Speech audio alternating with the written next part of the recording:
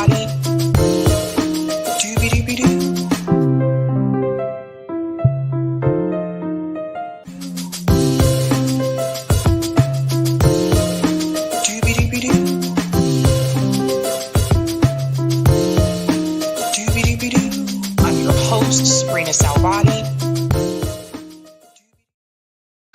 All right. Happy Tuesday, ladies and gentlemen. Welcome to Sabby Sabs podcast. I'm your host, Sabrina Salvati. My special guest tonight is challenging AOC. Her name is Lucy, also known as Blue Moon Red Wine. Welcome back, Lucy. Hi, Sabby. How are you? Thank you for having me on. Thank you so much for coming on. I think a lot of us for quite some time have said that somebody needs to challenge AOC. You are running as a write-in candidate, and I want to give you a chance to explain to everybody why you decided to run as a write-in candidate. Okay, so I had this idea. I mean, it's really not my idea. I noticed that the establishment, I don't know if you guys know that Joe Biden ran as a write-in candidate in New Hampshire back when he was running. And I noticed that the establishment, when they want to run as a write-in, they do whatever they want. You know, they don't have to be on an official ballot line. But when independents do it, you know, they find a way to block you out. Now, I was actually kind of like originally following the protest wave that the LaRouche organization started. I don't know if you know about the LaRouche organization, but it's the organization that Jose Vega and Diane Sayre are in. But I actually basically left them, starting with the Kennedy protest, the anti-Kennedy protest, which we participated in and they decided not to. And that's when I started realizing that I thought that a lot of the members of the LaRouche organization, even though they claim that they are not officially endorsing Kennedy, are falling in line with Robert Kennedy. And I consider Robert Kennedy to be a Zionist and I think that he supported the lockdowns. And I think that he copied other people's ideas, like Dr. Shiva's ideas in terms of the medical freedom movement. And, you know, I don't think he's going to do anything for us. The Kennedys were the original liberal Zionists in this country. And I'm tired of I decided to kind of break away. But I didn't know what to do because there's not really that much of a presence in our area. I mean, I guess there's the Green Party, but it's like very small. And I realized that even if you run as Green Party, you're essentially like, you're not going to get like the support of the Green Party is focused on the presidential campaign, basically. They're not really like, trying to run people in our district. I just thought that, a write-in would be better because then you could grab from different kinds of independents, not just like Green Party members, Right. And also New York State, they made it more difficult for third parties to run in that state. From what I understand, Larry Sharp came onto the show when he talked about this a couple of months ago when he was discussing how they made it much harder, even for like libertarian candidates to get on the ballot. I mean, he went through this experience. So I totally understand.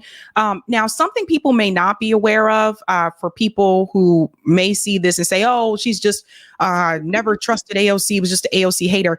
If I remember correctly, you actually helped KOC. Didn't you like canvass for AOC when she was running for Congress? I did. I was dumb enough to do that. And so back when she ran on this thing called the Green New Deal for public housing, which was basically a watered down version of the Green Party's Green New Deal applied to public housing. And at the time I was like interested in the building industry. And I was working in the building industry and I went to just like kind of see what it was all about. I wasn't like super into politics at the time. And I noticed that this program had like kind of no chance in hell because she was kind of like promising people in public housing jobs. And then she was saying stuff like, we'll train people in public housing to build up green housing. And it was just way too ambitious, right? Because like, what are you going to do? Are you going to train people in under 2 years, how to have like a, an engineering degree or, how to implement all of these green systems. Essentially, it was kind of like green capitalism as applied to public housing. And it wasn't even going to work because basically when this housing gets greened or whatever, it becomes more valuable. And then it's more likely that this public housing will get started. So the green new dump for public housing, what I call it at this point, basically was a privatization scam. That's what I consider it. And most of the public housing in the district is still exactly as it is when she got in. So it really was kind of too many promises. Yeah, I'm familiar with that.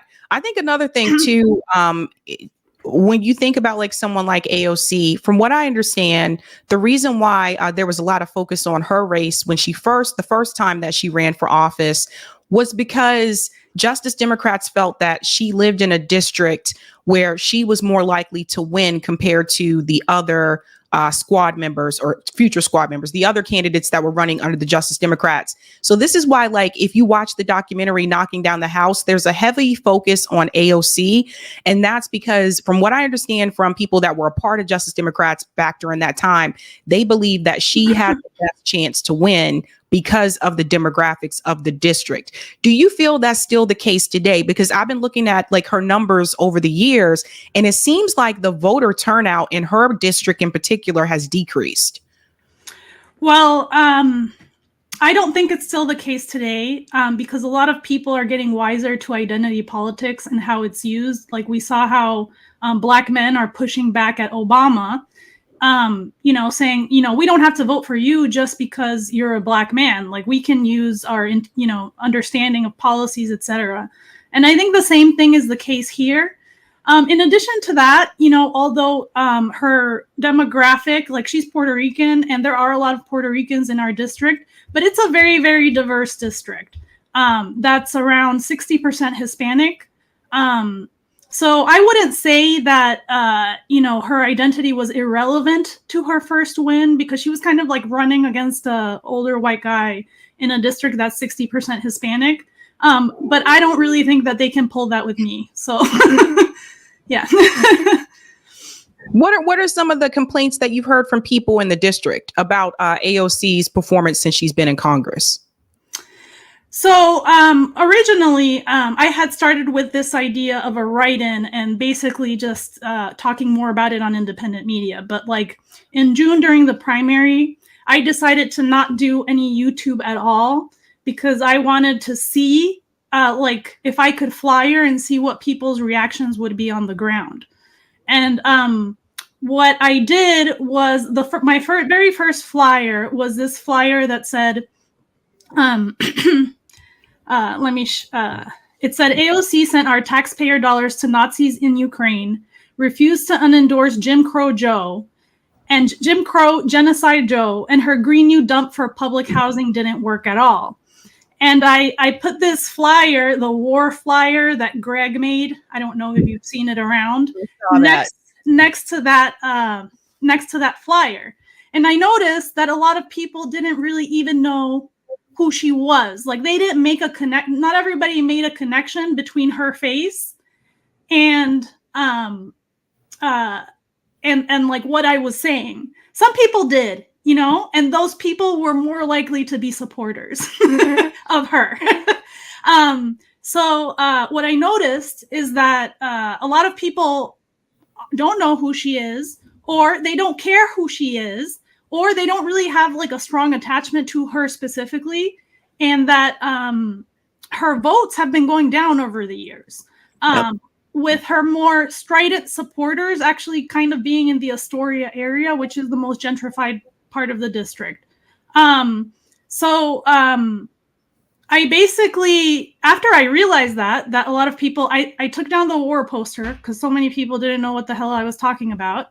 And, I just started to campaign on local issues. Local issues include, in our district especially, local issues include a lot of foreign policy because there's a lot of immigrants in our district that do vote on foreign policy and Americans. And it also includes stuff like crime, police brutality, people that have kids in the military. There are several people in our district who have lost children in the military, and economic issues, So that's basically like what people, those are the kinds of things that people are concerned about. And I decided to just, talk to people about that stuff. That makes sense. Yeah, I think that's a big part of it is the domestic issues. Now, from what I understand, I know part of her district is Astoria, and I've been to Astoria. Lucy's right; it has become heavily gentrified. Parts of Astoria can be very expensive. But at one point, I thought that was like a Greek neighborhood. There may be still some Greek families that live there, but I've noticed the gentrification as well. But part of her district is also the Bronx, correct? So the district is half in Queens and half in the Bronx. And I've lived in 3 boroughs in New York City, Manhattan, Queens, and the Bronx. And I've lived on both sides of her district. It's a very diverse district by income and class and race and everything. There's like everything in our area. So it's not something where you can play a lot of identity politics at the end of the day and be like, because I'm Puerto Rican, I'm just going to carry this district. And especially recently, the Arab and Muslim vote, which is in Astoria, actually. Astoria has like a big neighborhood, which is Greek and Egyptian, actually. And my husband is Egyptian American, so I actually know that area very well. And people are moving away from her because basically because of my flyering campaign. I went to Little Egypt and a lot of the Yemeni delis in the Bronx. And I told them, look, this woman supported Joe Biden when he was basically endorsing a genocide. And a lot of the people in the Yemeni delis, they were like, I got you. They were like, I got you. And they started sharing my flyers and stuff. And I didn't get great results. I think like less than 100 people actually wrote my name in. But when I requested that the Democratic Party give me digital ballot images so that I could see how many people actually voted, they refused to do it. So basically what they've done is in January of this year, they passed kind of a law that says that they have no obligation to release digital ballot images until 2 years after the campaign is over without a court order. So essentially you have to sue in order to actually see the results of a write-in campaign. And that was like one of the lessons I learned that I wanted to pass on. Yeah, I think it's especially hard in New York. Like I said, like Larry Sharp has talked about this oftentimes. I think he was just on JB's show earlier today. Very difficult for people that are independent or third party candidates, let alone, write-in candidates. They've made it incredibly difficult.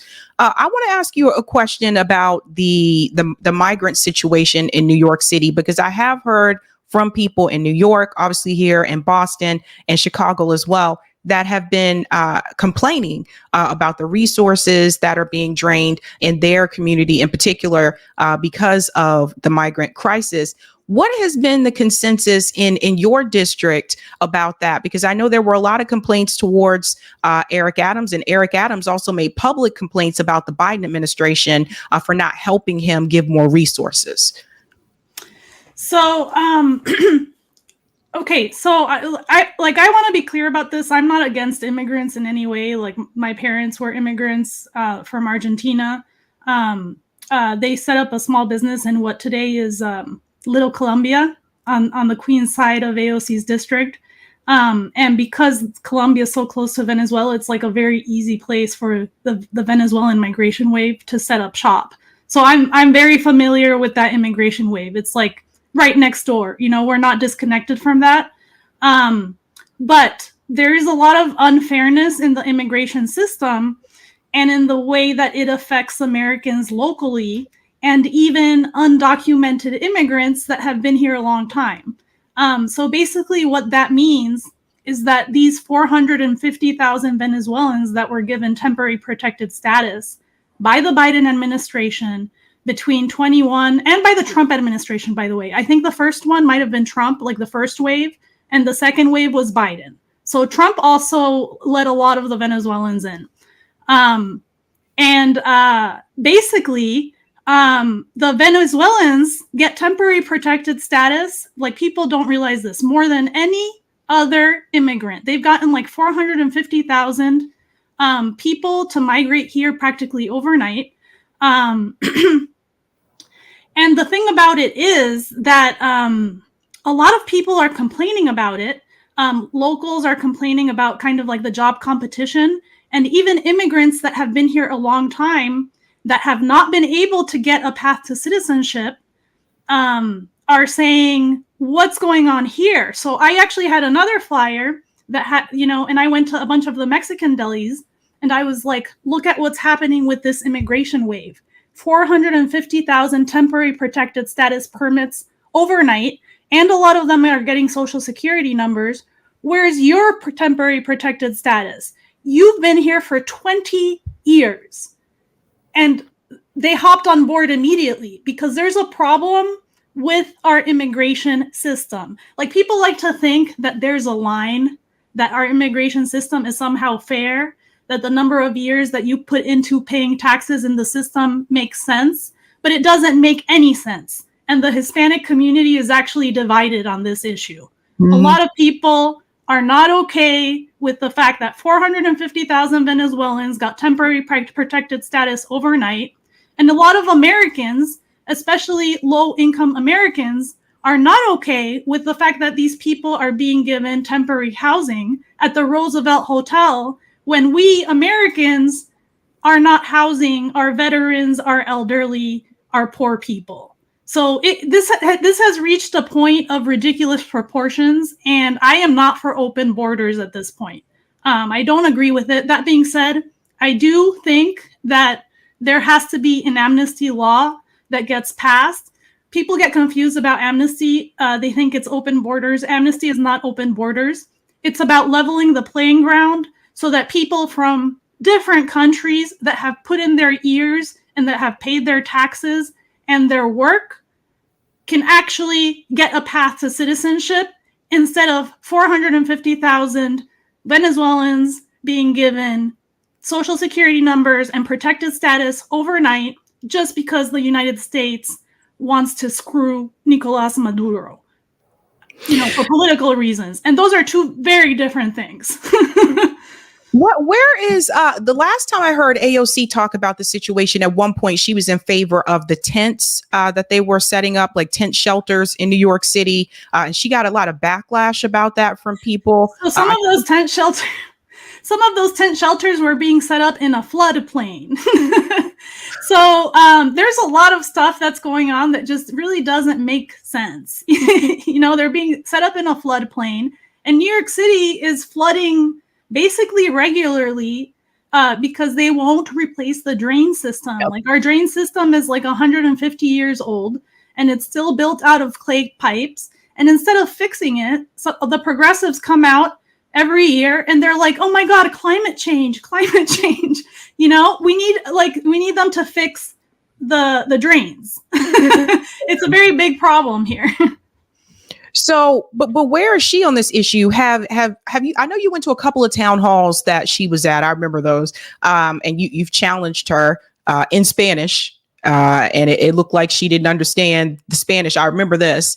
But where is she on that issue? Have people in her district said anything to her, or has she said anything about the migrant situation? So she ran originally on Abolish ICE. Because at the time there were basically kind of like a wave of very brutal deportations, especially at factories and stuff like that. But the thing is, why do people get deported? Because they don't have a path to citizenship. So, like, it's not really addressing the problem to say, abolish ICE. And at the end of the day, you also, as a country, kind of do have to control your borders. So, there's some nuance there. Like, I really don't think, I don't think abolish ICE kind of like, the idea was that the ICE was created after 9/11, almost as a tool of racial profiling.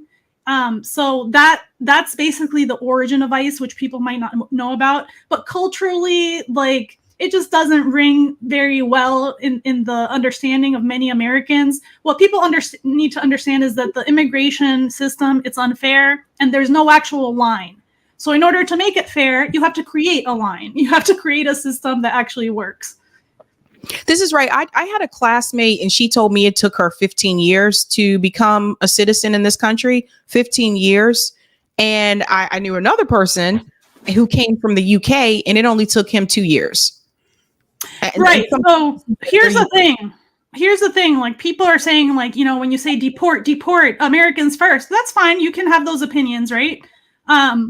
But do you think that somebody that comes from the UK should be able to get American citizenship in 2 years when someone that came from Mexico has been here for 20 years, has had a family here, already has like American children? Like, there's a lot of countries that are very neglected in terms of your ability to actually get legal immigration status.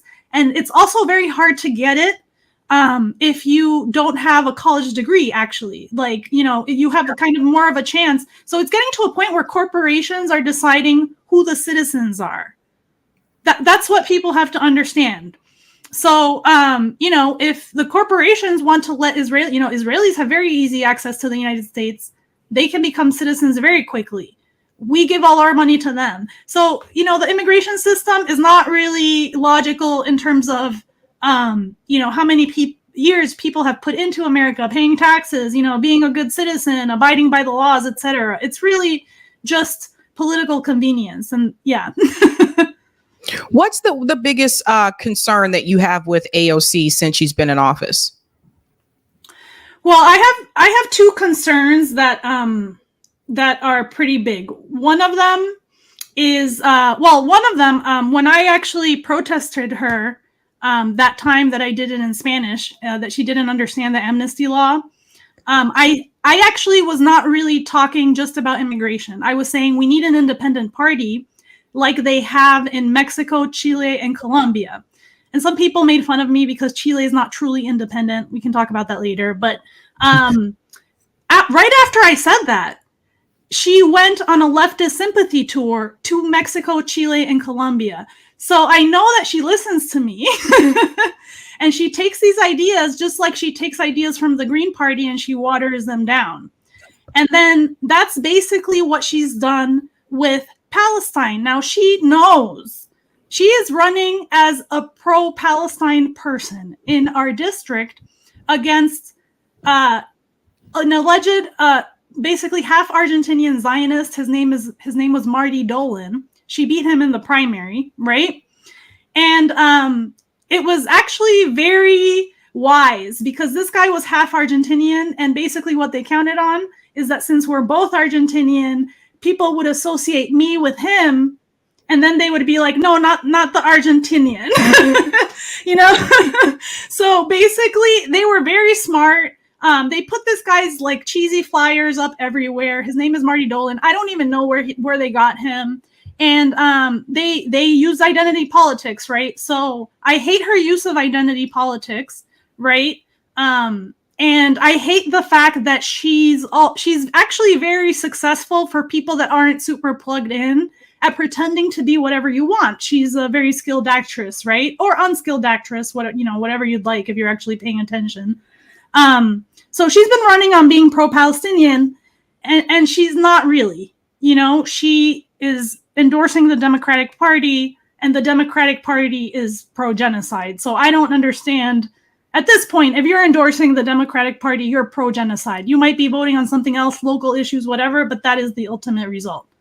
And she, I just want to add this too. She hosted that webinar where she conflated anti-Zionism with anti-Semitism, and that's why the DSA, I think it's the larger DSA organization, decided to endorse her. That's one of the reasons why I think that was like the last straw for them. But they had been watching her pretty closely over the last 2 years about the way that she has voted on legislation, which goes against DSA policies, etc. DSA, I think at this point is a lost cause. But for people who are not aware of that, she did lose an endorsement from DSA, but not the New York City chapter of DSA. And they recently put out an announcement that I guess they're moving to the right on Israel. So it's all over the place.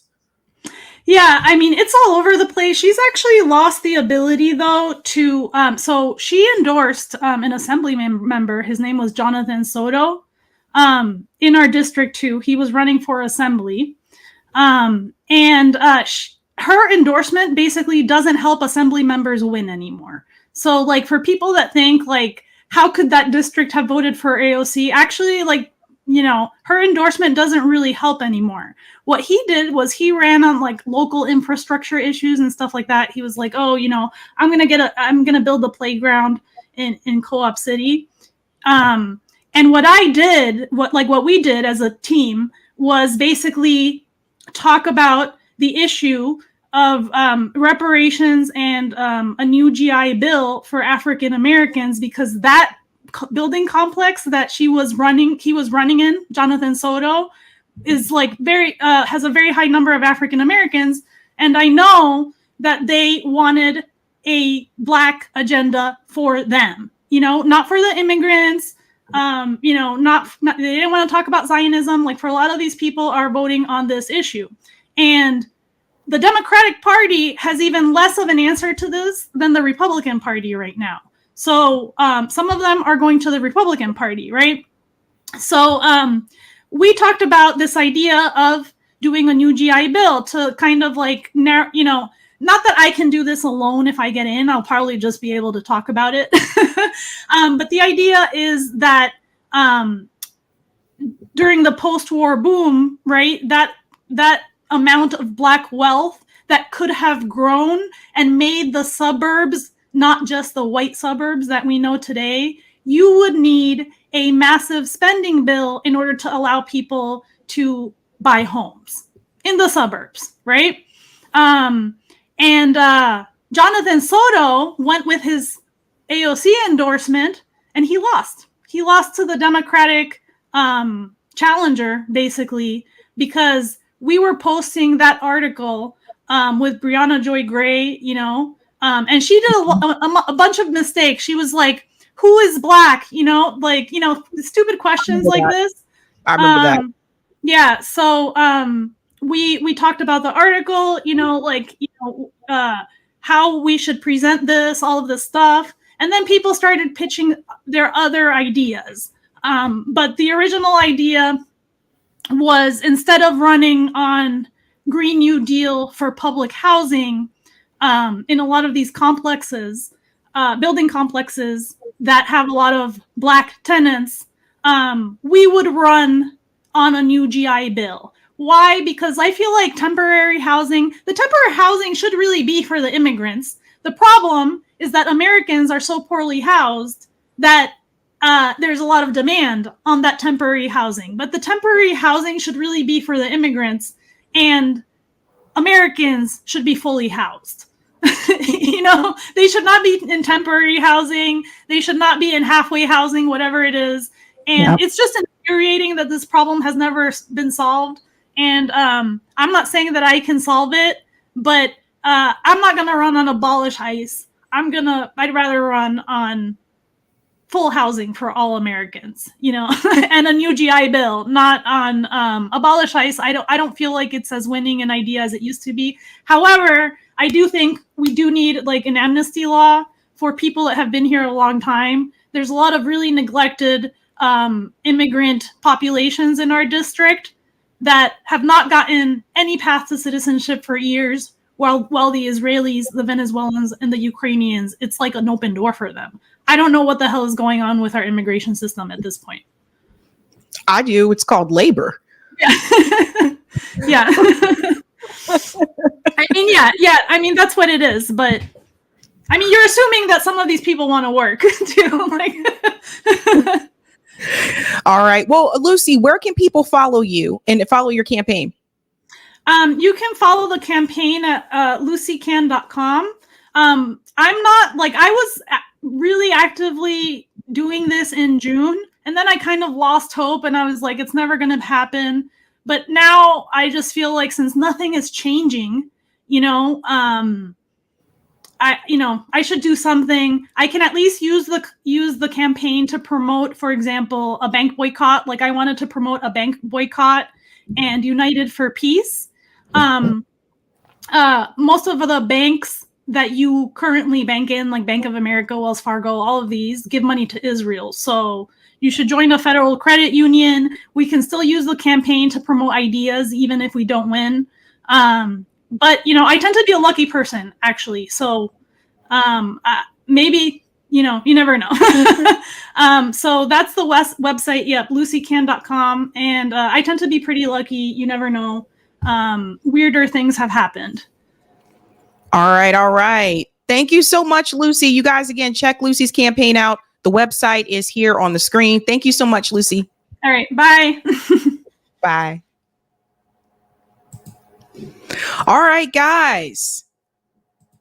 Based. Again, that's Lucy, guys. Make sure you follow her campaign. Again, she's running against AOC as a write-in candidate. Again, I told you guys before how these campaigns work in New York. It's very hard now to run as a third party or independent candidate in New York because they've changed the laws. If you want to hear more about that in more detail, follow Larry Sharp, who has run as a third party candidate in New York. He's very vocal about this. So check out that interview that JB Font did with Larry Sharp earlier today, because, again, lots of details there. So something has to change. All right, guys, we do have more stories I want to cover tonight. We're also going to do call in. So I hope you're ready for that.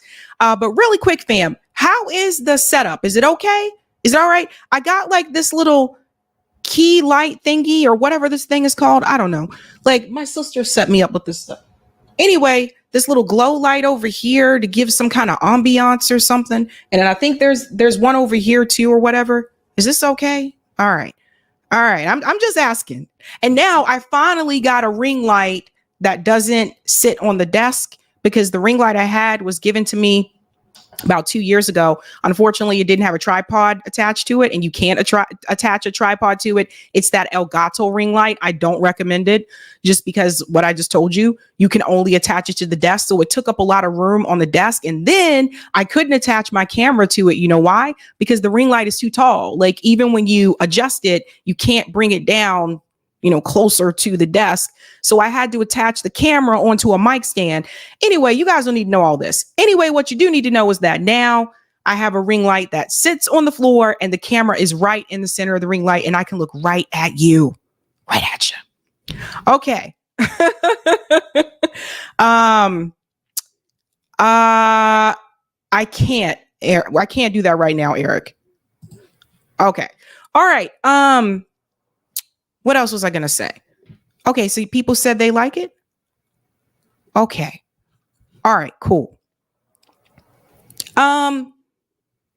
What's on the chalkboard tonight? Free Usher. I have a chalkboard behind me. I told you every show I would have a different message up there. And tonight the message is free Usher, because I feel like Usher has been held hostage by the Democratic Party. I want to know how it is that this guy recently was on The View and told people that he was not paying attention to electoral politics, wasn't interested in it, and would not give an endorsement or support for Kamala Harris. And next thing I know, this guy is up on the stage and is speaking at a Kamala Harris rally and is telling people we got to support Kamala Harris. So we are going with the theme of free Usher, because I believe that Usher has been held hostage by the Democratic Party.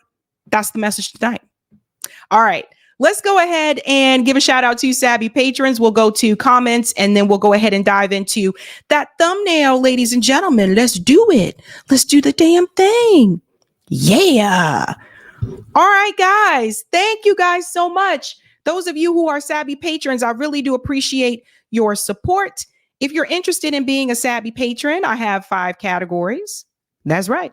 Ultimate, Sabinators. Don't forget about those Sabsters. They're doing the damn thing. And of course, we got Sabbies over here too. Sabby's over here. And I know I'm behind on Patreon messages on the actual site. I'm sorry. I'm also behind on email. So I will have some time to catch up at some point. But thank you guys so much for your support. And we also have members as well. All of their names are listed here. And you can also see their names featured on the ticker at the bottom of the screen. They're just scrolling across the screen. Thank you. All right. And I want to give a special shout out to new Sabby patrons. Over here, we call them newbies. Let's give it up for Brian Bowman and Dennis P. Resendez. Thank you. Thank you all so much and welcome. Yeah. All right. Last time Be Easy told me the set reminded him of it looked like I was in a Noxzema commercial. So I was just asking if this is okay. If it looks better now. Okay, let's go ahead and go to some of the comments here. What's up, Joe? We have no independents on our ballot in New York, all write-ins. So see, there you go. Thank you, P. Smith. I grew up in Astoria, voted for Jill today. Welcome. Shout out to P. Smith doing the damn thing. So you're familiar with how Astoria used to be then. Thank you, Eric. The capitalist class uses the border as a weapon to acquire more easily exploitable human capital. There you go. Shout out to FBA 1974 for becoming a member. Give him a big or her a big whoop whoop. Yeah. And thank you for this. FBA 1974 says, Sabby, I finally became a Sabber. Keep up the great work, sister. Thank you and welcome. And Sean, did Usher go to Diddy parties? That is what people are saying. I mean, I don't have any proof or evidence of that, but that tends to be the word on the street recently. So free Usher. All right. Let's go ahead and get into that thumbnail, ladies and gentlemen. We have some interesting stories for you tonight. Again, if you're just joining, we will do call in tonight after the show. Hey. Tonight, ladies and gentlemen, we are discussing Bernie begs voters. This one is just horrific. Like, I don't even know what to say, but this is probably the worst of the worst. It's really sad.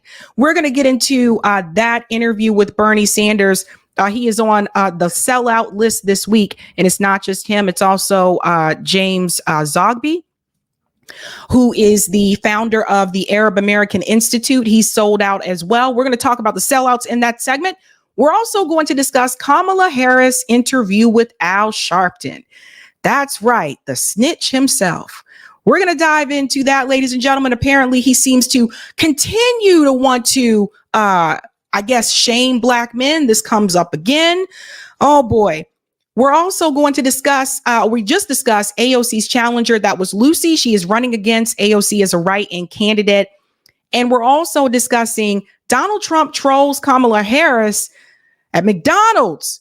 We're going to get into this McDonald's story. And there's something I want to bring up about this that I feel is being left out. I don't think this is just about trolling. There's something else that we need to talk about when we talk about wages in this country.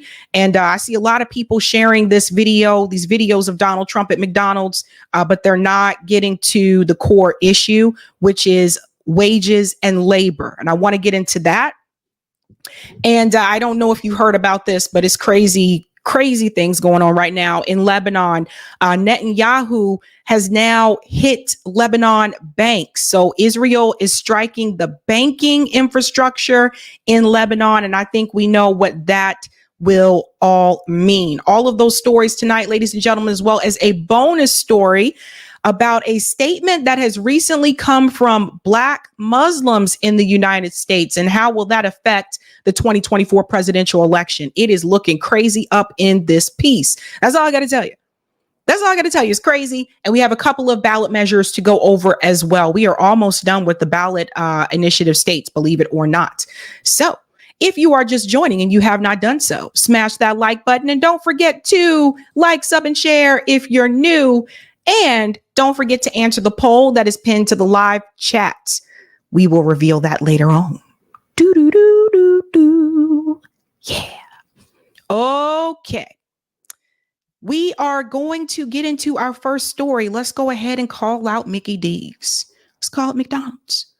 You know, when I was a kid, there was nothing better than getting a Happy Meal from McDonald's. My mom, like if she took me to McDonald's or my dad took me to McDonald's. In fact, I used to volunteer to go to the grocery store if my dad was the one that was doing grocery shopping, because I knew that probably meant we were probably going to stop at McDonald's on the way home and I would get a Happy Meal. Plus, I got to pick out the cereal. But the reality is, there are wages that are an issue for McDonald's. As much money as McDonald's has made and all the different franchises, the reality is, are the workers truly compensated? That is the question I want you to think about as we go into the Donald Trump story here. Donald Trump was recently working at McDonald's for like a day. Some people said it's cosplay, and others are pointing out that he is finding a way to troll Kamala Harris because Kamala Harris said she worked at McDonald's. So maybe this was Donald Trump's way of saying, see, I can work at McDonald's too. I don't know. But I want to get to the video and then I want to get to the big picture here because I think people are missing something about this particular story. Happening now, President Trump is killing it on his first day on the job at McDonald's. Perfectly salted, hot, crispy fries. So you see how they phrase this, right? Not paying attention to the real issue. But anyway, check this out. We gotta hit that timer, bring that one up. I'm gonna take care of these. Okay.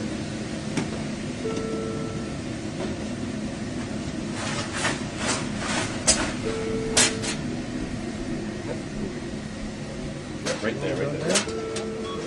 You got it. Yeah.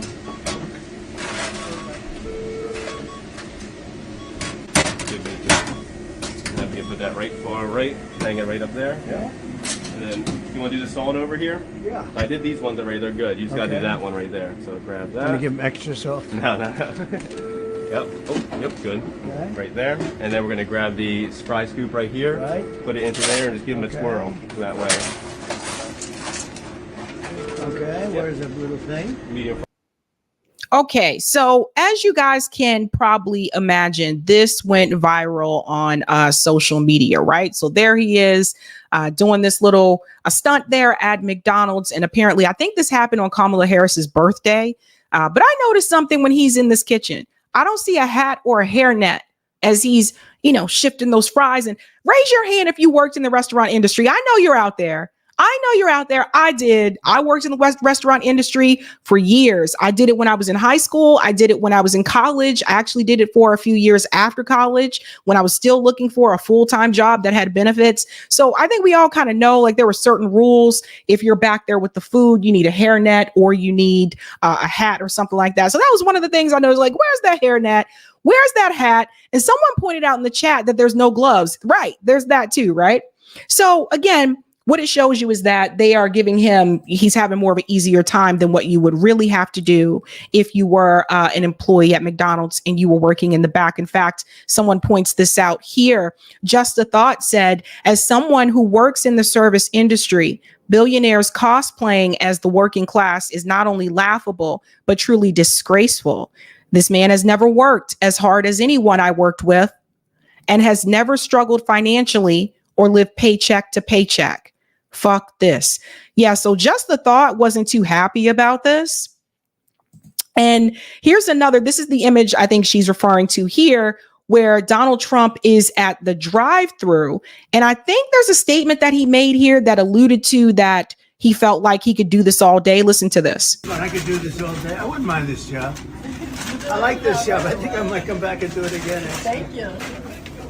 Look at that. Mr. Look at that. Wow. How are you? Thank you, Mr. President. Nice to see you. You made it possible for ordinary people like us to meet you. You're not ordinary. I mean, thank you so much for everything you're doing. I can see. We pray for you, and you are the type of person we want to be the president. Thank you very much. Thank you so much. So nice. Thank you very much. Yeah, I took a bullet. That's right. Thank you, Mr. President. When you think about it, I guess that's right. Thank you. Thank you very much.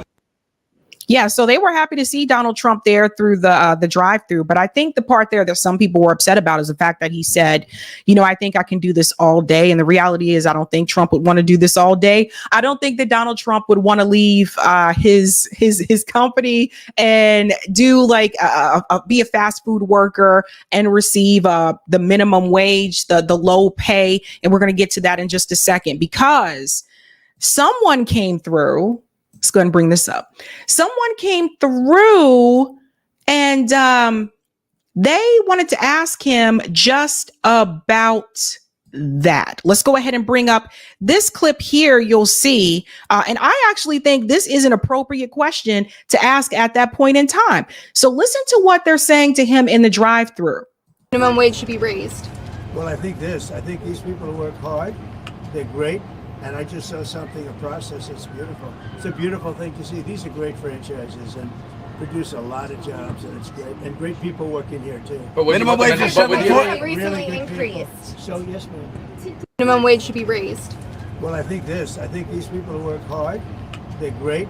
And I just saw something, a process that's beautiful. It's a beautiful thing to see. These are great franchises and produce a lot of jobs, and it's great. And great people working here too. But minimum wage is really.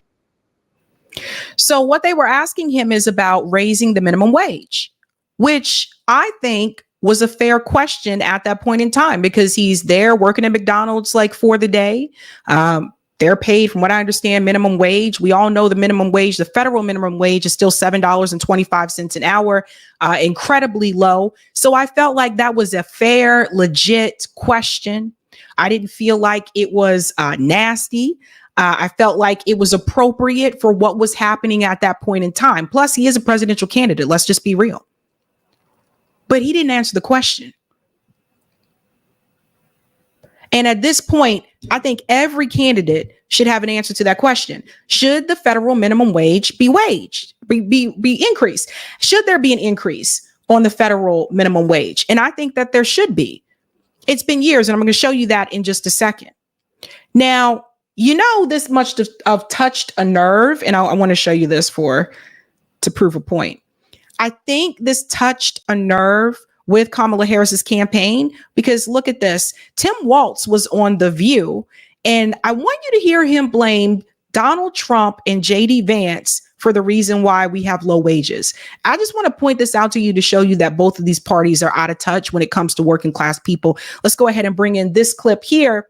JD Vance and Donald Trump called out by Tim Walz on The View for the working class. Listen to this. When you speak to these voters, a lot of them are former core Democratic voters, think the Clinton coalition, but many have become a big part of Donald Trump's base. What is your message to win those voters back? Yeah, it is true. I represented one of the last districts where Donald Trump won by nearly 20 points and I was still elected to Congress. Look, these are folks that are concerned that these areas have been left behind. We've seen an economy that shifted some of these jobs. I make the case that's because of people, venture capitalists like JD Vance and Donald Trump that move these jobs out of there. But we need to talk to them about what impacts their lives, what is going to make their life better. So it's those core things about costs. It's the core things of gas prices. Let's pause here for a second. So first and foremost, he's not wrong to point to people who are billionaires. He says venture capitalists, but the reality is I think he doesn't want to use the word billionaire. And this is important to point out. Donald Trump is a billionaire. You do not become a billionaire without exploiting the workers. That's just a reality. So he should have said billionaires, but instead he's like, oh, venture capitalists. Because he doesn't want to say billionaires because the reality is their campaign is getting money from billionaires. I just saw an article today that said Bill Gates has donated $50 million to Kamala Harris's campaign. So as much as AOC and Kamala and all these people are saying Donald Trump is getting money from billionaires, Kamala Harris and Tim Walz are also getting money from billionaires. Both of these parties take money from the billionaire class. But what was really interesting to me when he talks about the position that the working class is in, he mentions venture capitalism, but he totally is silent or overlooks, and I think this is on purpose, NAFTA. And that happened under Bill Clinton's presidency. I don't understand how you can totally leave that out, knowing that the Rust Belt in particular was devastated by NAFTA. We're talking about hundreds of jobs that were lost that never came back. And of course, I guess under the Obama administration, they tried to slowly try to find a way to bring that back or to bring back manufacturing. But the reality is, you can't sit up there and talk about the despair of the working class, and you were from the Midwest, and we want to point towards the Rust Belt as well and leave out the fact that NAFTA was a big part of that despair of the working class. We cannot leave that out. So he says nothing about that. Doesn't want to say the word billionaire. And this is why I've been telling you guys. They're both supporting the billionaire class because that's who a lot of their donors are. Now, let's talk about these wages. Because we're talking about McDonald's. It's not just about McDonald's. That question there, like I said, I think was a reasonable question for that point in time. Would you raise the minimum wage? I mean, we're talking about an economy that has a lot of people struggling right now. It's not just the grocery store prices. We're talking about housing inequities. We're talking about people struggling to pay rent on time. We're talking about Americans living paycheck to paycheck. Wages are a part of that conversation. And one of the things that Donald Trump has brought up time and time again, he said the economy is a disaster under the Biden administration. He's correct. But then let's talk about these wages. And I feel like it's not enough just to say the economy is a mess. We're going to bring it back and not talk about the wages. So let's get into that. We're going to talk about the wages. I want to show you the history of the minimum wage increase over time. And I think this might be surprising to people, especially if you're younger and you weren't alive during that time. So let's dive in. History of the changes to the minimum wage law. And I want to jump to the 90s. All right. You know why? Because I love the 90s. We are jumping to the 90s. And you do see a lot of movement in the 90s. So let's jump here. We're starting with 1996. Now, this would have been under Bill Clinton's administration. The 1996 amendments increased the minimum wage to $4.75 an hour on October 1st, 1996. Then peep this, fam. Then September 1st, 1977, it was increased to $5.15. So in 1 year during that time, the minimum wage increased twice from $4.75 to $5.15. 1 year. Now let's go on and you'll see something else. Now let's fast forward. We got to go to 2007 because it stayed that way for quite some time. Now we jump to 2007. And these amendments in particular, the minimum wage increased to $5.85 per hour. That was effective July 24th of 2007. Then it increased July 24th of 2008 to $6.55 per hour. Once again, in 1 year, notice there is two. See the increase, $6.55. And then we get to here, and this is where we get to the $7.25. This is the part that I want people to pay attention to. $7.25 per hour effective July 24th of 2009. The minimum wage has not been increased in this country since 2009. Over 10 years ago. 15.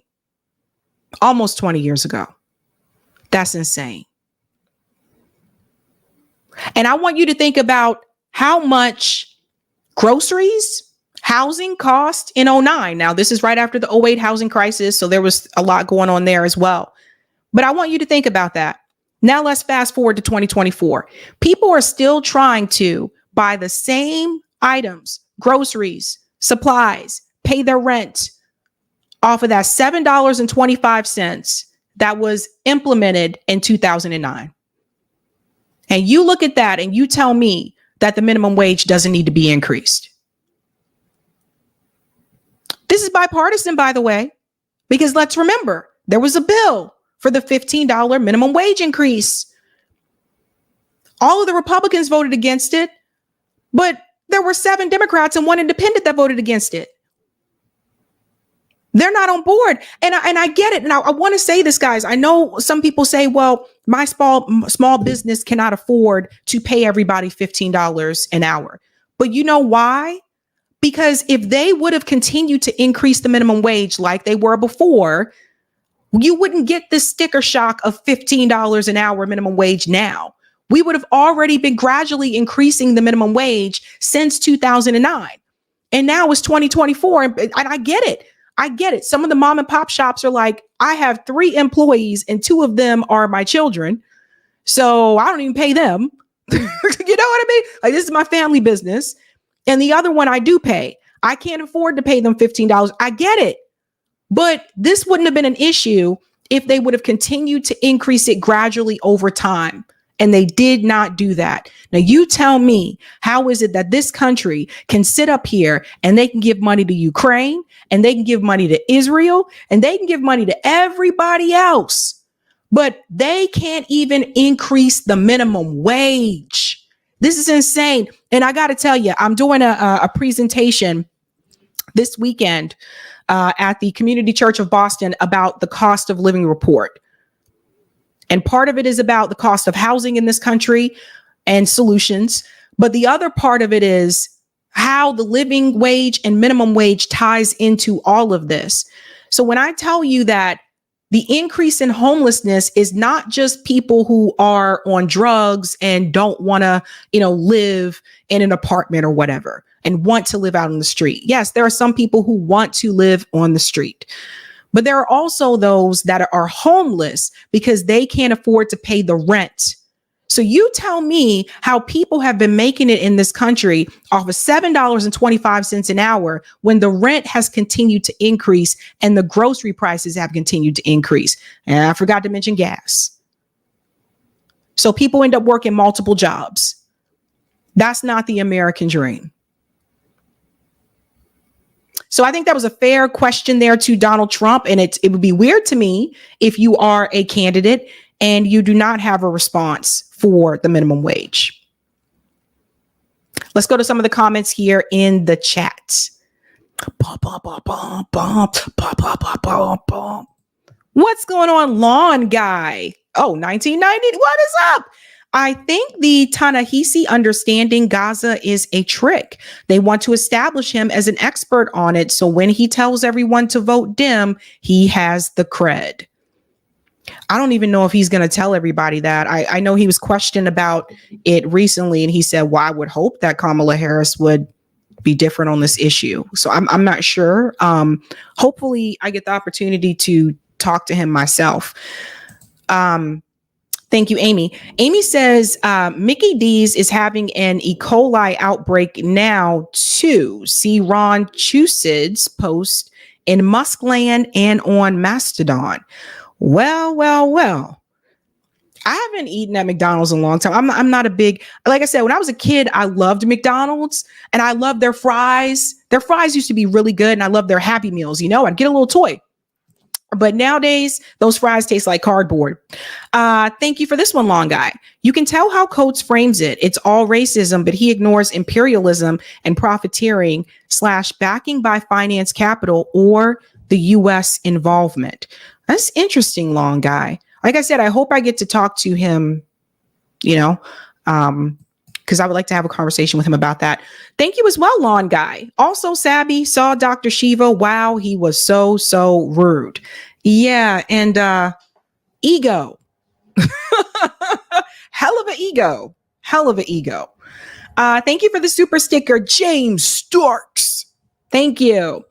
Savita, being near a fryer is a worst job ever. I have seen people so depressed while doing it. He makes it look like fun. Yeah, I never had to work the fryer. I never had to work it. I'll be honest. But I didn't work at McDonald's, but I never had to work the fryer. I know when I worked at Boston Market, I did have to help with some of the hot food. But I don't know how it would be on the fryer, man. I'm not going to lie. Like, I can cook, but I don't have a deep fryer. You know what I'm saying? Okay, let's get the comment on Rumble. Hey. Thank you for the tip on Rumble, Goo81. Usher supports Nazi Israel and friends with the Zionist backers like Emmanuel Churki. Who's Churki? I don't know who that is. Plus, he is held hostage because I do believe he is part of the Diddy cabal. He was groomed and introduced Biebs. Keep in mind, Usher, as a minor, was staying with Diddy, then discovered Justin Bieber to stay at Diddy, so Diddy can do the same thing to young Justin. He is complicit in sex trafficking when said and done. Crazy stuff. Interesting. Yeah, I don't have any evidence of that. So we say alleged. We will say alleged because y'all ain't coming for me. Not coming for me. Probably not the best person to have speaking at one of our rallies, though. Not at this point in time. I will say that. Okay, we are going to the next story, ladies and gentlemen, and this one is going to make you probably scream. Probably. Maybe so. We'll get to it. Check this out.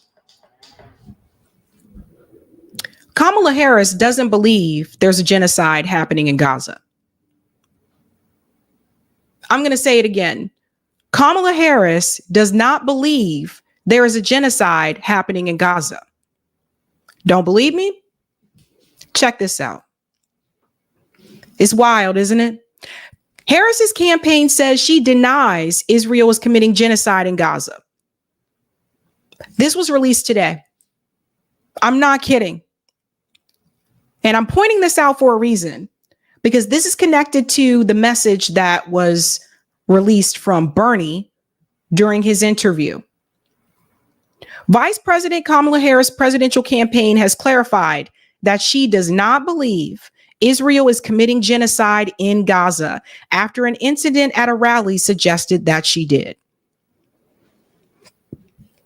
At a campaign event at the University of Wisconsin-Milwaukee, I showed that on the show, by the way, a protester interrupted Harris and said she invested billions of dollars in genocide and pressed her about the massive child casualties in Gaza, repeatedly describing the Israeli onslaught as a genocide.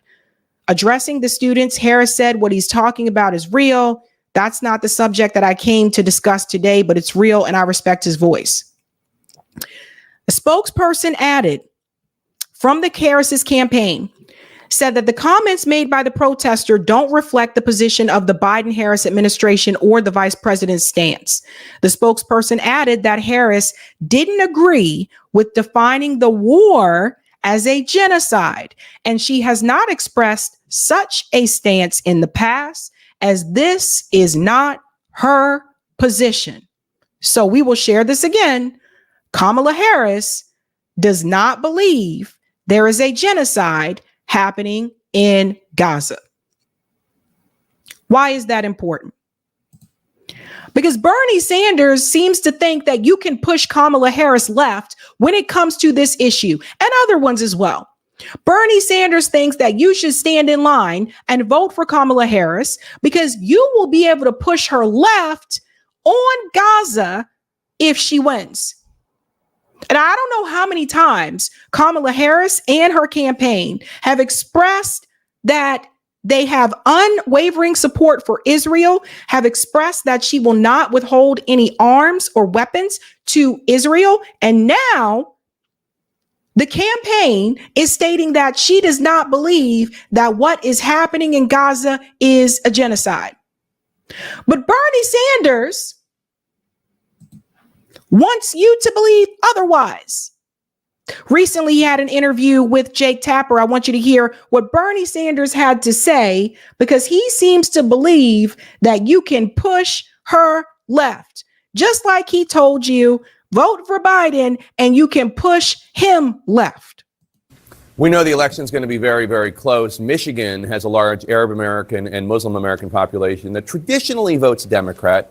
But there's a lot of concern among Democrats that a lot of those voters are either going to go to third party or not going to vote at all in protest of the Biden-Harris support for Prime Minister Netanyahu of Israel. What do you say to those voters who are thinking about sitting out this election or voting third party, or maybe even voting for Donald Trump because they disapprove of Netanyahu and Biden-Harris's support for Netanyahu? Well, what I say in my own view is, as I'm sure you know, I happen to believe that Hamas is a terrible terrorist organization that attacked Israel on October 7th. Israel had a right to respond, but it did not have the right to go to war against the entire Palestinian people, kill 42,000, injure 100,000, and destroy almost all of Gaza. That they don't have a right to do.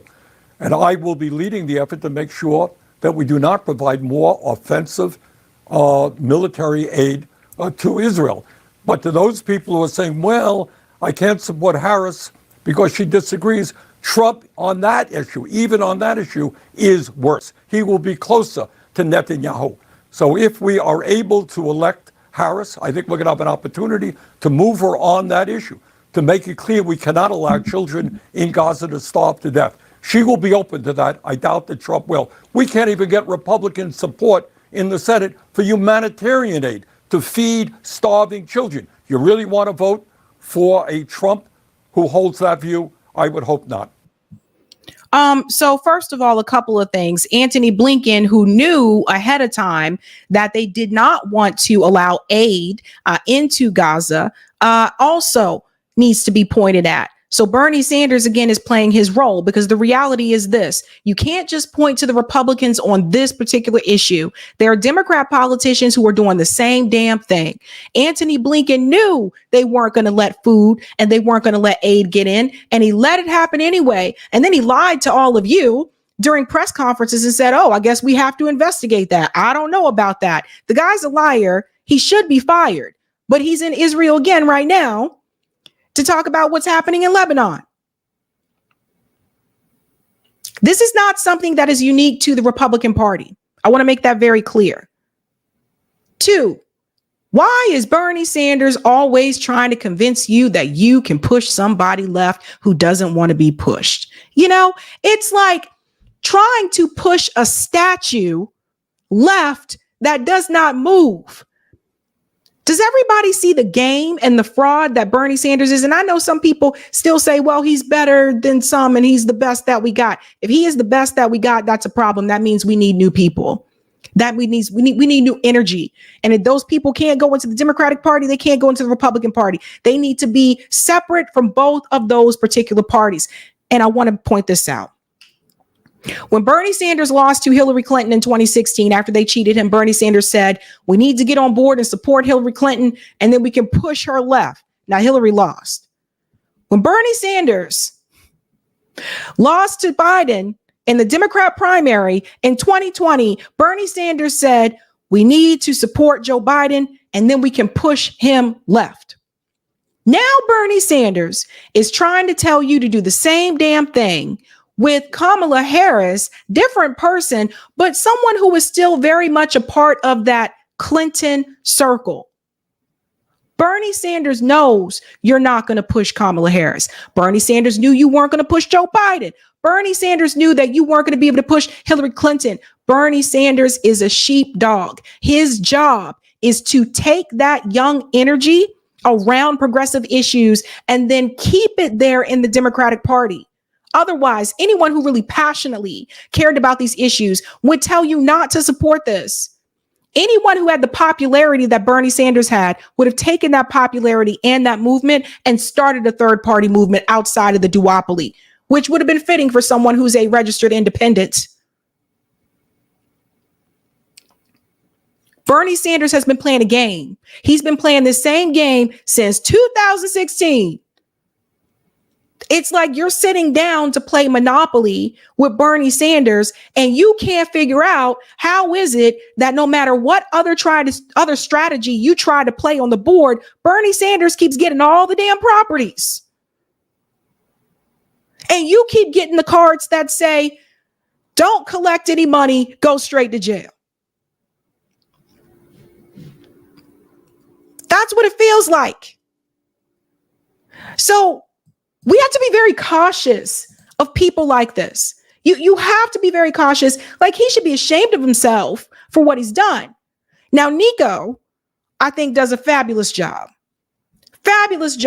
calling this out, because Nico was a part of the Bernie movement. Nico actually led a Bernie chapter in North Carolina. I think that was the largest Bernie chapter in the country for the 2016 campaign.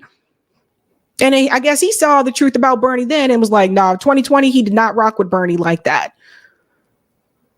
But Nico is going to tell you exactly who Bernie Sanders is. In a desperate attempt to get Arab Americans to vote for Kamala Harris after most of them have abandoned her this election because of her stance in Gaza, CNN calls on Bernie Sanders. Now, when Jake Tapper asked Bernie, why should Muslim and Arab and Palestinian Americans vote for Kamala Harris despite her horrid stance on the genocide that's happening right now in Gaza, Bernie responds by saying, but to those people who are saying, well, I can't support Harris because she disagrees, Trump on that issue, even on that issue, is worse. Oh, Donald Trump would be worse on that issue. Bernie, I'm not sure if you know this, but when it comes to foreign policy, there's actually not much more you can do to be worse than the candidate who is supporting a genocide. I felt like that should be obvious. Oh, but it actually gets even better. Bernie goes on to say that if Kamala Harris is elected, that they could move her left on that issue. So if we are able to elect Harris, I think we're going to have an opportunity to move her on that issue. I'm so sick of this motherfucker, bro. How are you going to try to gaslight Arab and Muslim Americans, trying to convince them that you can push her left on an issue which she promised over and over and over and over and over again she would not move on? But beyond that, Bernie, haven't we already heard this story before? Remember when we were all like, why the fuck would we ever consider voting for a segregationist as president of the United States?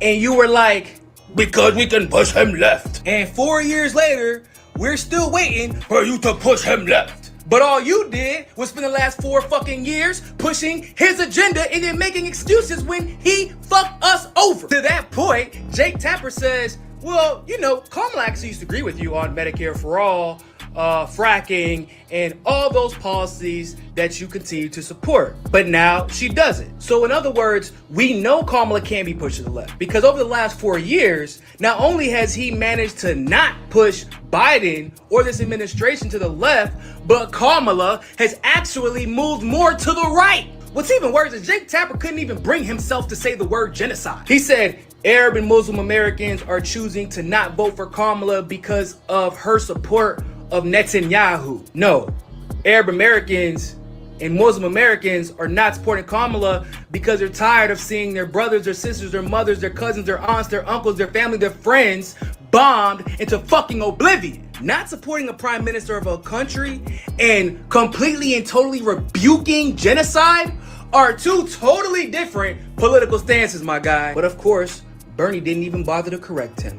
Not even Bernie could say the word genocide during that interview. So people, at what point does Bernie Sanders lying to cover up for the empire, lying to cover up for Biden, lying to cover up for Kamala, make him as bad, if not worse than them? I just need to know.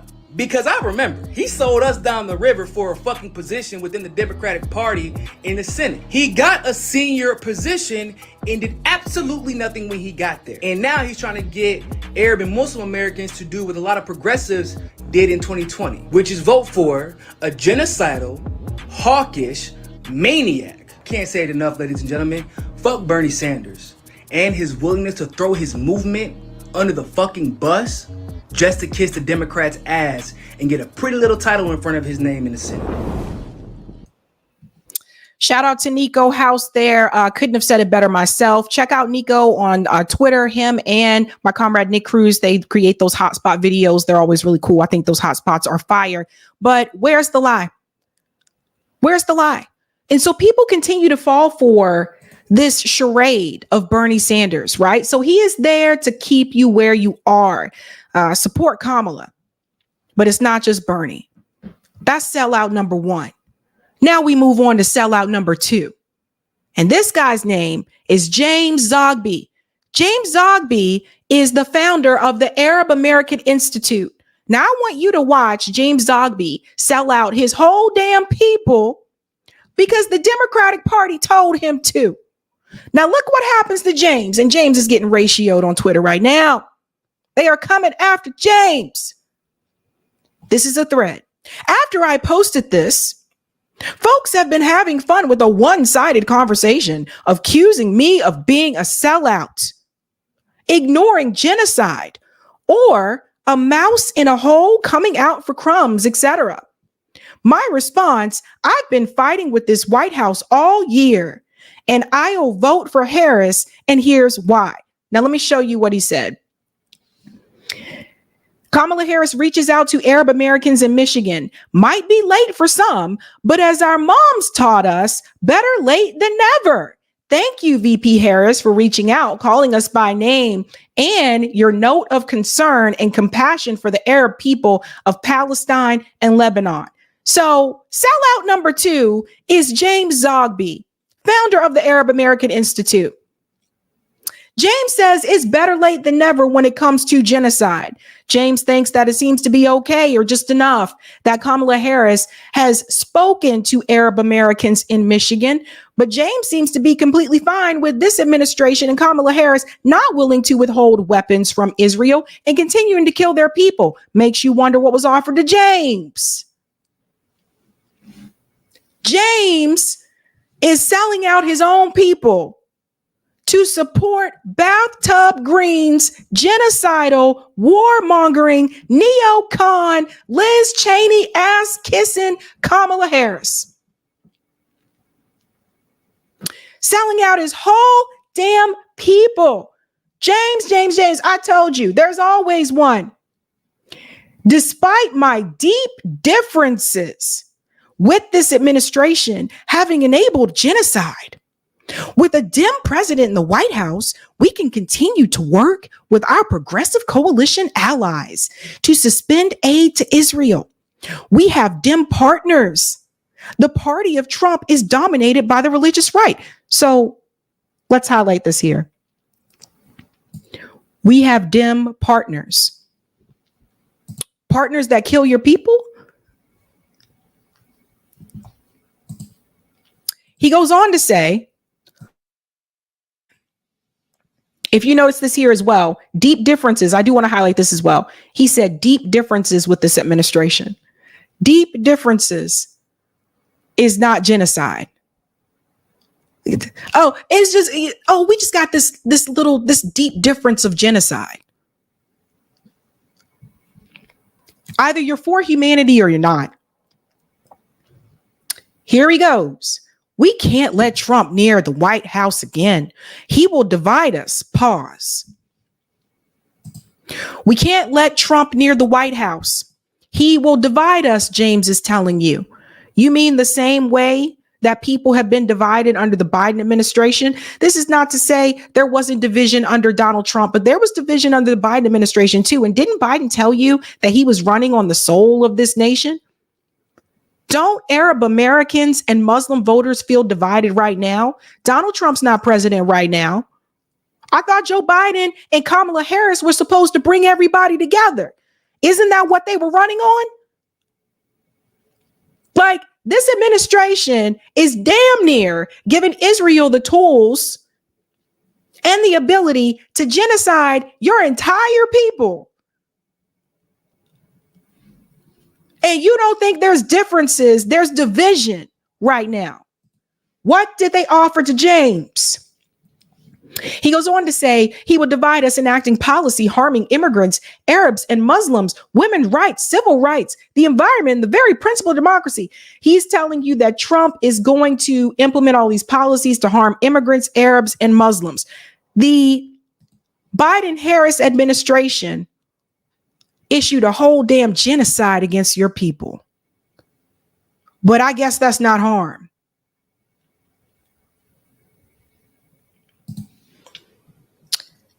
You can see the ratios. Like, he really did have his ass handed to him.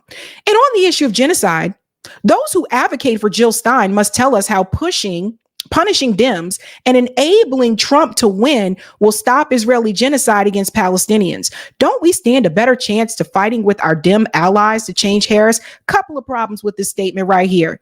So anyone who commits a genocide against your people is not an ally, number one.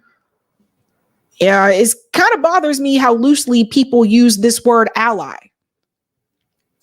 There's that. He doesn't want people to vote for Jill Stein. He wants people to vote for the administration that is actively killing and genociding the people. That tells me that he doesn't understand the strategy. He doesn't understand the goal to try to get to the 5%. He doesn't understand, or he does understand, and he's just being a damn clown. James Zogby, ladies and gentlemen. James Zogby wants you to believe that you're going to be able to change Kamala Harris's mind about giving Israel weapons, even though she's told you multiple times she will not. And by the way, if she wins, you guys can't get mad and say she's not withholding arms from Israel, because she has continued to tell you over and over again that she will not.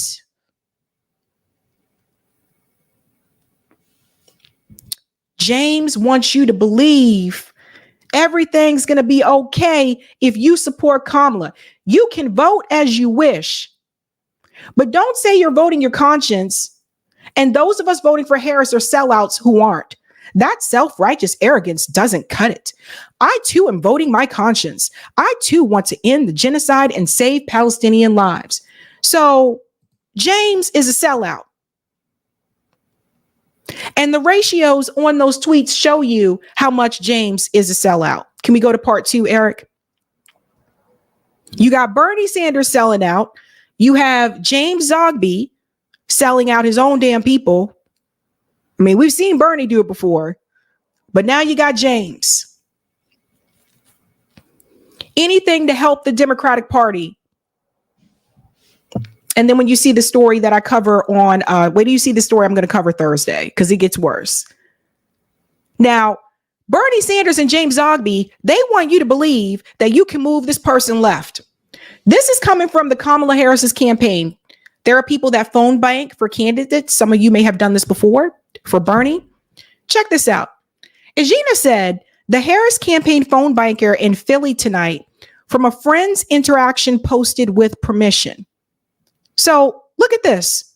Hey, I'm Daniel with the Harris campaign. We're looking for volunteers to help out the last 2 weeks of this election. When can we expect your help? Here's a response. When there's an arms embargo. Daniel says, yeah, I've heard that before. You do realize that Trump moved the U.S. embassy to Jerusalem explicitly to emphasize his belief in a Jewish ethno-state, right? Let me comment on this for a second. True. And there were many of us that called that out at that point in time. But I also noticed that Biden and Kamala Harris didn't move that embassy back either. And now why is that? That's because Joe Biden totally agreed with moving the embassy.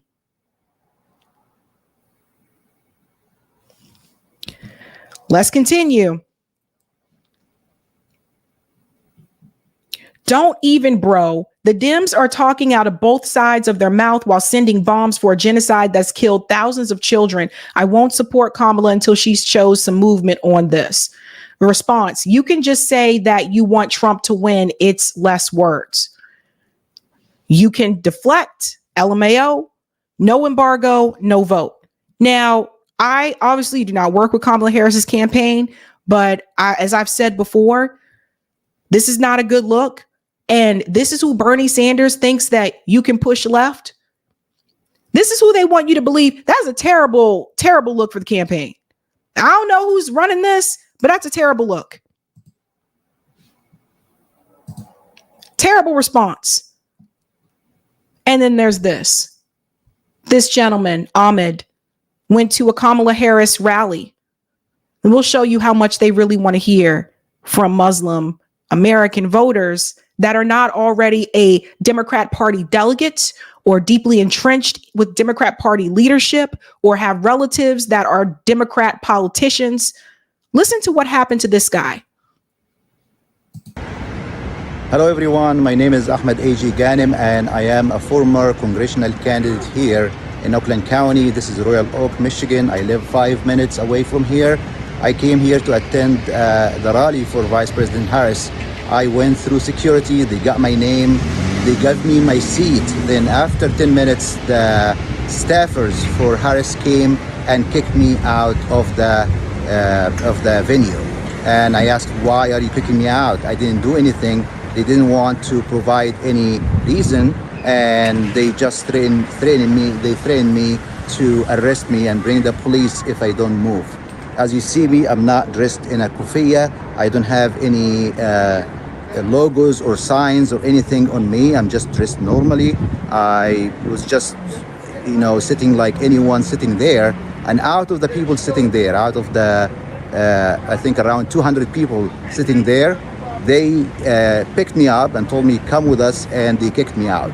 I guess, and I was not protesting. I didn't have any signs on me. This is really surprising to me, except for because it's a racial profiling, because you are a Muslim and Muslims are not allowed in her rally, I guess. In 2016, as Muslims, we used to get kicked out of Trump rally. Now we are kicked out of Harris's rally. And I want you to understand this, and I want you to know what happened. They know me very well. I ran here. I got 13,000 votes here in this county, in this city. So everyone here in the city from the Democratic Party, they know me very well. And I guess because I was probably the only Muslim there today, this is why they kicked me out. And they don't want to listen to anyone. I was not even planning to talk. I was going to listen because it's my city. I was sitting here, and this is what happened from the so-called Democratic candidate. And it's not the first time that it's happened. We covered another story before. There were 3 Muslim American women and they were right at the door, and they had their phones recording, and they would not let them in. They had actually already bought their tickets, and they told them that they could not come in because they had the hijab. And I've covered that on this show before. So what's important that this guy said is that he went from getting kicked out of Trump rallies in 2016 to now getting kicked out of, or 2015, to now getting kicked out of Kamala Harris rallies. But this is who, Bernie Sanders and James Zogby want you to believe that you can push Kamala Harris left on this particular issue. And I just want to close it with this again for those just joining. Very important that you understand this. Kamala Harris's campaign is denying that there is a genocide happening in Gaza. If she does not believe there's a genocide happening in Gaza, you know damn well she is going to be nowhere near to even think about withholding any type of arms from Israel. These people believe they're donors, and that's who they answer to. Kamala Harris gets money from the Israeli lobby, and that's who she answers to. So why would she withhold any weapons? And for all the people telling you, you can push her, these people, especially the ones who have been doing this for quite some time, they know better. They know that who funds you runs you. So anybody still telling you that, these people are lying to you.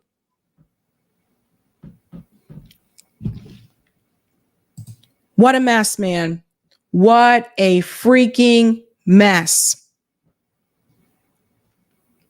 It's wild out here, I'm telling you. But the reality is,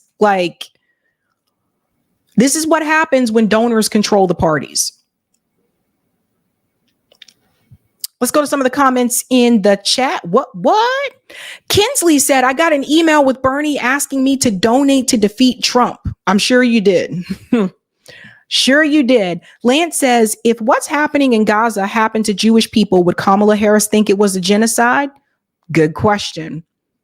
What would her donors say? Her donors would say it is. So you see, we always got to follow the money. Thank you, Lawn Guy. U.S. commies say dim socialism equals left edge fascism. U.S. commies say democratic socialism equals left edge fascism. I've never heard communists say that. I don't know. Maybe you heard this somewhere else. Dwayne, I'm a new Jill Stein voter. This is just disgusting. Falsification. Bernie also welcomed the Cheney endorsement with open arms, saying he doesn't agree with Dick on anything. Okay, fella. Yeah, he's just a sheepdog. Bernie Sanders doesn't stand for anything. He's just there to sheep you in to talk about progressive policies, but that he knows is not going to pass, but then just to keep you in the Democratic Party. Christopher, Sabby has impressive insight. Well, thank you, Christopher. The Oracle, instead of Bernie trying to push the electeds left, he is busy trying to push the masses right. There it is. Thank you, Troy. Kamala will sell us out to the WHO. Hear me now. And thanks, Cool Blue. After Democrats rigged presidential nom against Bernie, I stopped not only voting Democrat, but also listening to anyone who does. James Zogby is just one more. All right, let's go ahead and get that Rumble rant, Eric. Woohoo! Don't forget to answer that poll question, guys, if you haven't had a chance. Thank you. Thank you for the Rumble rant, Goo. Cherokee was in the really bad Usher movie In the Mix, and she had the audacity to play a Palestinian woman in Don't Mess with the Zohan. I don't know who that is. That must be a movie that I did not see. Oh, man. Thank you for this as well. Regarding Trump or genocide, you punished the party causing the genocide and denying genocide and hired staff to cover up forced famine. If Trump wins and continues the policy, continue attack on the GOP. Exactly. Thank you for this as well. Steinware are winning the polls over Kamala. Kamala and Dems are the spoilers. Yes, with Muslim voters. Yeah, that's the message I've been trying to deliver to people is like, honestly, considering, the Democratic Party, they do need the Muslim vote. That helped out Joe Biden a lot in Michigan. Kamala Harris is the spoiler. Okay. All right, guys, go ahead and smash that like button if you haven't had a chance. Thank you. Okay, Kay. Here we go. Well, ladies and gentlemen, as you can imagine, Israel, of course, is not just attacking Gaza. They are still attacking Lebanon. And yesterday, there was an announcement that Lebanon is now dealing with the banking situation because Israel decided to strike banks in Lebanon. Now, as much as they are going to tell you that they did this to break up finance infrastructure of Hezbollah, the reality is, I think we all know what happens when you destroy banks in a country. That's going to affect them economically. So do I believe that this is just about Hezbollah? No, I do not. And I think what people have to understand, what you're going to see in this video, is that attacking those banking institutions to try to attack Hezbollah, you're actually hurting everybody else in Lebanon too. And I want to get into that discussion here. We're going to go ahead and bring up this clip here. This is from channel 4. Listen to this. Again, Israel attacked banking network in Hezbollah. And as you will see, there are other businesses in this area as well. So it's not just the banks. This morning in Shia, in Beirut's southern suburbs, we saw the damage to another branch of Al-Qard al-Hassan, a lender that grew increasingly popular after Lebanon's banking system collapsed during the economic crisis 4 years ago. The sign for a beauty parlor on the same site somehow survived. People go past and see a building once so familiar, now just a pile of rubble. It was 12 stories high. The Israelis gave residents of apartments above just an hour to get out. We don't know how many did. There's no doubt that the Israeli attacks on branches of Al-Qard al-Hassan will have damaged Hezbollah's financing. The institution was central to the operation of Hezbollah in Lebanon.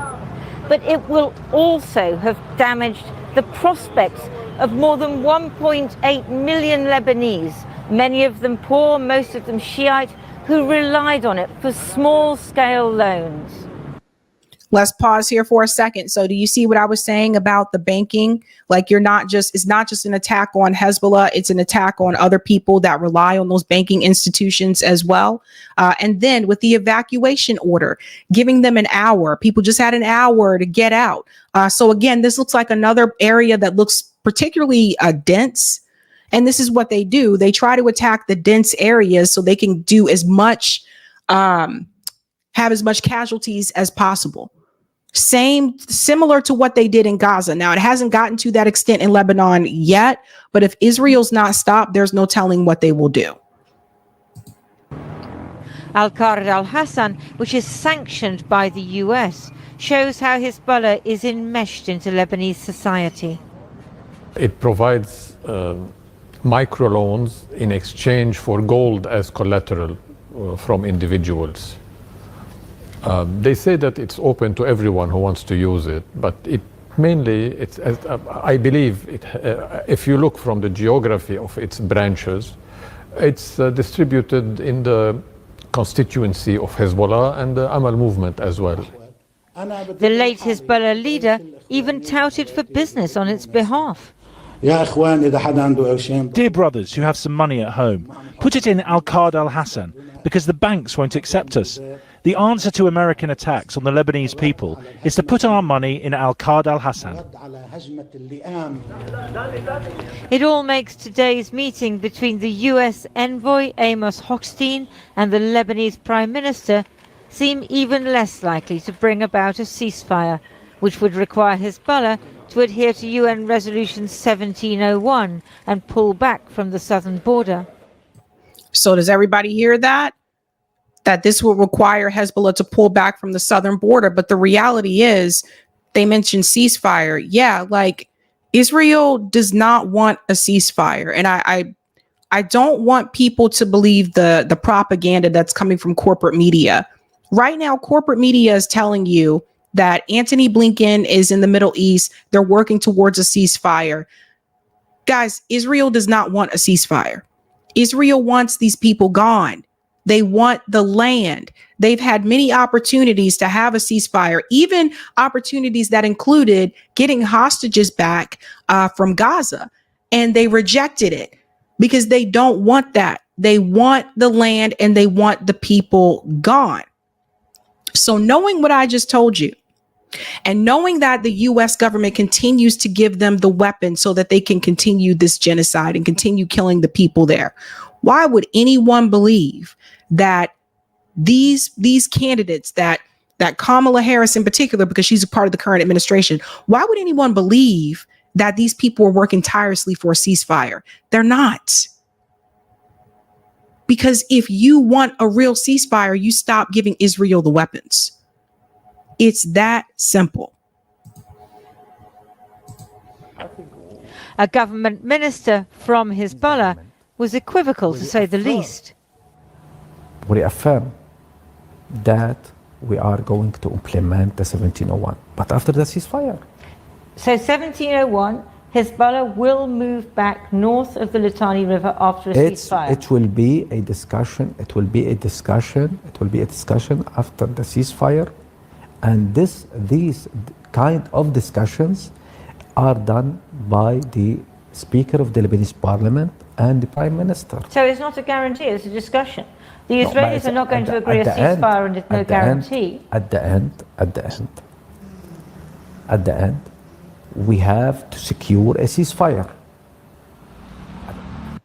And that does not seem to be the case. So you see, that stalls everything, trying to get the ceasefire. That is holding everything else up. And Israel knows that. And it's not even just, what's been happening in Lebanon in particular. Another thing that we need to keep in mind is that just recently it was announced that Israel cut off communication in northern Gaza again. Now, we've seen them do this before. And the reality is, we know what happens when they do that. When they cut off the communication, that means they're about to go in for an all-out slaughter. This shouldn't even be legal. Shouldn't be allowed. Now you have politicians like McGovern. He is now calling for Israel to remove the rule about not allowing independent journalists into Gaza. Apparently, he's saying that 64 representatives have signed this legislation that they're calling for. McGovern's also up for re-election, so just keep that in mind too. And also, where was this last year? Why did these representatives wait an entire year into this genocide before they decided to say, okay, Israel, you need to allow independent journalists the right to come into Gaza and report from Gaza. Why would they wait this long? Where were all these representatives when journalists were being slaughtered in Gaza? And now we see Israel trying to do the same thing in Lebanon. And what has happened is that you have a monster that is unleashed. Israel is a monster. And nobody, it's just interesting. None of these other Western countries are willing to stand up to Israel in the way that they should and they need to. And so, yeah, the UK may say, oh, we don't want to send any more weapons. We're going to withhold some of them. Yeah, but you're not calling out Israel for what it is. You're not calling out the apartheid. You're not calling out the genocide. You're not calling out the occupation or the oppression. So if you're not calling Israel out for what it really is, and you're not willing to hold Israel truly accountable, I see you just as much as a culprit in the genocide.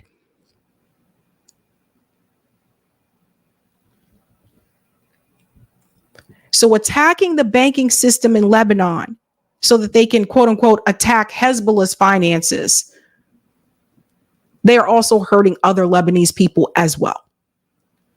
Everyone has to understand that. Hezbollah, these are people that are elected. Rania Khalek explained this very well when she came onto the show. These are people that are elected. And corporate media would have you think these are just people that just sprouted up one day and just, went rogue and just doing whatever they want to do. And that the Lebanese people have no rights, no freedom, and that they're being held hostage by Hezbollah. That is not the case. They are part of the government. It's a mess. We got to keep covering this because, again, like I told you, I have noticed now that corporate media, they're not covering the protest anymore like they used to. Protests are still happening, by the way. They are not covering the suffering that's happening to the way that they used to in Gaza. And that's because they're trying to make things, particularly liberal media, they're trying to make things look good for Kamala. Such a mess. This shouldn't even be political, but it is. Let's go to some of the comments here in the chat. Thank you, Lawn Guy. Stalin, social democracy equals moderate wing of fascism. Interesting. I have to look that up. Tia, withhold some weapons. That is the problem there. 100%. The Oracle says, Sabby, it's not Israel these nations are afraid of. It's the United States they don't want to cross. And thank you, Negan. We got billions at the ready when Israel requires it. Meanwhile, Americans get nothing. Exactly. Everyone's got to call it out. You got to call it out. Hey. All right, let's move on to the next story. This is a bonus story, and this is a big one. I don't know if it's receiving a lot of coverage, but it came my way, and we got to talk about this because last time Butch Ware was on the show, he explained that when people think about the Muslim community, a lot of times they think of Arab American Muslims, but there are also Black Muslims as well. A lot of the voices that you have heard from, whether it's in corporate media or independent media, for the most part, you've been hearing from the Arab American community. Well, now, ladies and gentlemen, you're about to hear from the Black Muslim community, and I think this is gold. Shout out to the Middle East Eye for this. Genocide must be our red line. Black Muslim leaders shun Harris for U.S. president. Ladies and gentlemen, Black Muslims are now speaking out and they are shunning Kamala Harris for president. So you see, this is something else I think that the Democratic Party doesn't think about. When they talk about Black voters and remember, some of those Black voters are Black Muslims. And they don't think about that when they say, I am going to give Israel everything that it's need. My support for Israel is unwavering, unconditional. They don't think about that because they think we're just a monolith. Now let's get into the story. This is pretty cool, I think. Let's dive in. A group of 50 Black Muslim leaders have signed a statement urging Black and Muslim American voters to shun Democratic Vice President Kamala Harris in her bid for the White House and instead to back candidates who support a ceasefire in Gaza and an arms embargo on Israel. Guys, I think it's time for the music. Is it time for the music? Let's bring in the damn music.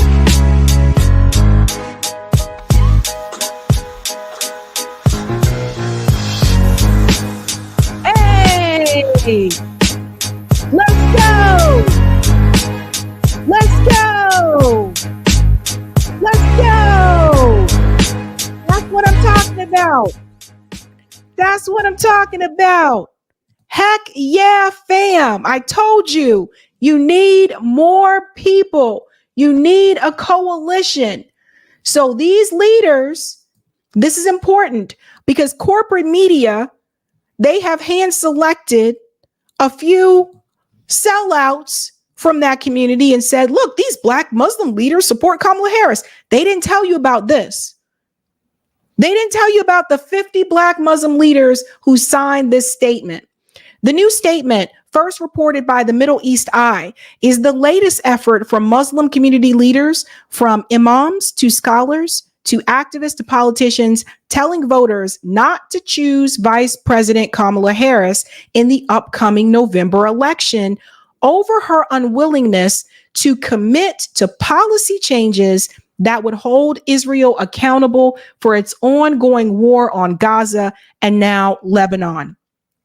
This has killed tens of thousands of Palestinian and Lebanese people. I would say hundreds of thousands. Although some Muslim Americans have nevertheless argued that our community must support Vice President Harris because of her positions on domestic issues or their belief that Donald Trump might be even worse on issues like Gaza, we respectfully disagree with their conclusion. Woo!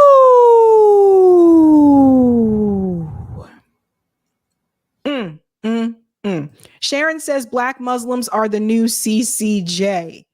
We go. This is important. It goes on to say here, as Muslims obliged to uphold justice and as Black Americans whose ancestors experienced the worst of crimes, genocide must be our red line. It adds that we simply cannot support a candidate who participated in a genocide and now refuses to lay out any end to that genocide. So you see, they're not falling for it. They're not falling for it. Kamala Harris says, we must get a deal done. A deal is on the table. Wait, what does she do? The thing with her hand? What's the thing with her hand that she does? We must get a deal done. A deal is on the table. And we have to put an end to this war. But let me be clear. My support for Israel is unwavering and unconditional. And I'm going to stand by that commitment. Right? They're not falling for it. It goes on to say, the statement comes after a series of different statements and letters from leading figures of organizations in the wider Muslim American community were published in recent weeks endorsing or shunning candidates for the U.S. 2024 election. On September 20th, a coalition of Muslim organizations in the U.S. released a statement calling on voters to vote for candidates that both support a ceasefire in Gaza and an arms embargo against Israel. Let's continue on here. Just trying to go ahead. Sorry. Oh, I think I scrolled to the wrong thing. Here we go. Then on September 30th, dozens of imams from across the country signed a letter endorsing a call for Muslims to vote third party in the election, with the goal of sending the Democratic Party a message about their outrage over the Biden-Harris administration's steadfast support for Israel's war on Gaza. That letter has more than 130 signatories. So you see what I've been telling you guys before, right? I told you that Kamala Harris's campaign, in my opinion, I think what they're trying to do to try to make up for this loss of support is I think they're trying to appeal to white women in the suburbs that are passionate about the overturn of Roe v. Wade to get them to kind of fill in that slot. Also, she's trying to get Republicans as well, too. This campaign is all over the damn place. But it goes on to say, a week later, the Muslim-led Abandon Harris movement endorsed the Green Party's Jill Stein for president. We call on Muslim voters to support only a pro-ceasefire and pro-arms embargo presidential candidate, as well as candidates down the ballot who support other just policies, including economic justice, religious freedom, healthcare for all, humane immigration policy, reforming the criminal justice system, and racial equality. The statement from the Black Muslim leaders said. So first you had Abandon Harris. You now have the Black Muslim leaders who were telling people to support the pro-ceasefire, pro-arms embargo candidate. And there's another endorsement that came that we're going to get to in just a second, another organization. It goes on to say here, I want to jump ahead to this part. When we look back at the movements that have been successful in asking this country to change course, Black communities have been at the core of that change and were the drivers of that change. And that's coming from Abdullah. I interviewed him. A copy of the statement was shared with Middle East Eye, and organizers say they plan to share it on the same website hosting the previous letter from leading imams. So I want to highlight false narratives. This is what I was telling you what corporate media is doing. And I'm so glad they highlighted this. The statement from Black Muslim leaders comes several weeks after NBC News reported earlier this month that around 25 Black Muslims had endorsed Harris for president. NBC's reporting, which made no mention of the significantly larger group of imams endorsing third-party candidates, claimed that the 25 Black Muslims supporting Harris was a sign she was winning back Muslims disaffected by her administration's Gaza policy. So do you see what I was trying to tell you what corporate media is doing? They are cherry picking information to try to help Kamala Harris. That's literally what they're doing. I don't see them reporting on this. So this is why you have independent media. They're not covering this at all. They don't want you to know about it. This is why you haven't seen them interview Abandon Harris. You saw them interview the leaders of the uncommitted movement, but you didn't see them interview Abandon Harris. So the endorsement reported by NBC was also organized by a current Biden administration appointee. You guys see it?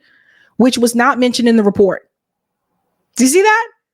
So what I'm trying to tell you is this. Some of these people that are out pretending like they're part of the movement, say that they're for Palestinian struggle. Some of these people work within the Biden administration, or they work in DC, or they're a staffer of said politician. Some of these people are clowns. And they're playing you. They're playing people. They're playing people within the activist community. They're making it seem like they're down with the cause. But at the same time, they're kind of there to see what's being said and what's going on and take that information back to the campaign and tell them how to move. It's an old trick. Old trick.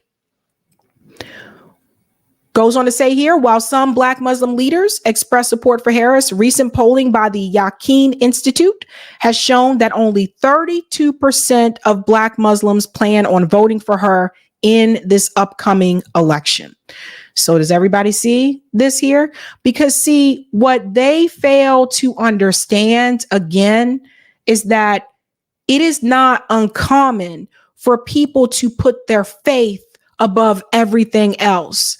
not just those that practice Islam, but you see this with Christians as well too. Like, it's not uncommon for someone who's Christian to say faith above everything else, right? What do the football players say when they accept it? What do they say when they accept like an award or MVP? I'd like to thank God. Hold on. Thank you. Man, I don't really know if I don't even know if I deserve this right now, but I'm glad it did happen. First and foremost, I'd like to thank God. I couldn't have gone through it without God. And my mom's always next, by the way. Everybody know this is the mom come before dad. And my mom, because my mom, she's a strong woman and she been holding it down. And my dad for teaching me how to throw my first football. And we gonna come back out next year. We gonna get one more of these. So yeah, it's not uncommon for people to put their faith above everything else. So what the Democratic Party seems to not understand is that they're looking at, okay, these are black voters. Let's try to go get the black voters. They're going to support us anyway, or they assumed they're black voters. They're going to support us anyway. Not thinking about the fact that if you're a black Muslim, you might be more likely to put your faith, Islam, above everything else. So even though they may be black, that doesn't mean they're going to support the Democratic Party because of what you're allowing to happen in Gaza.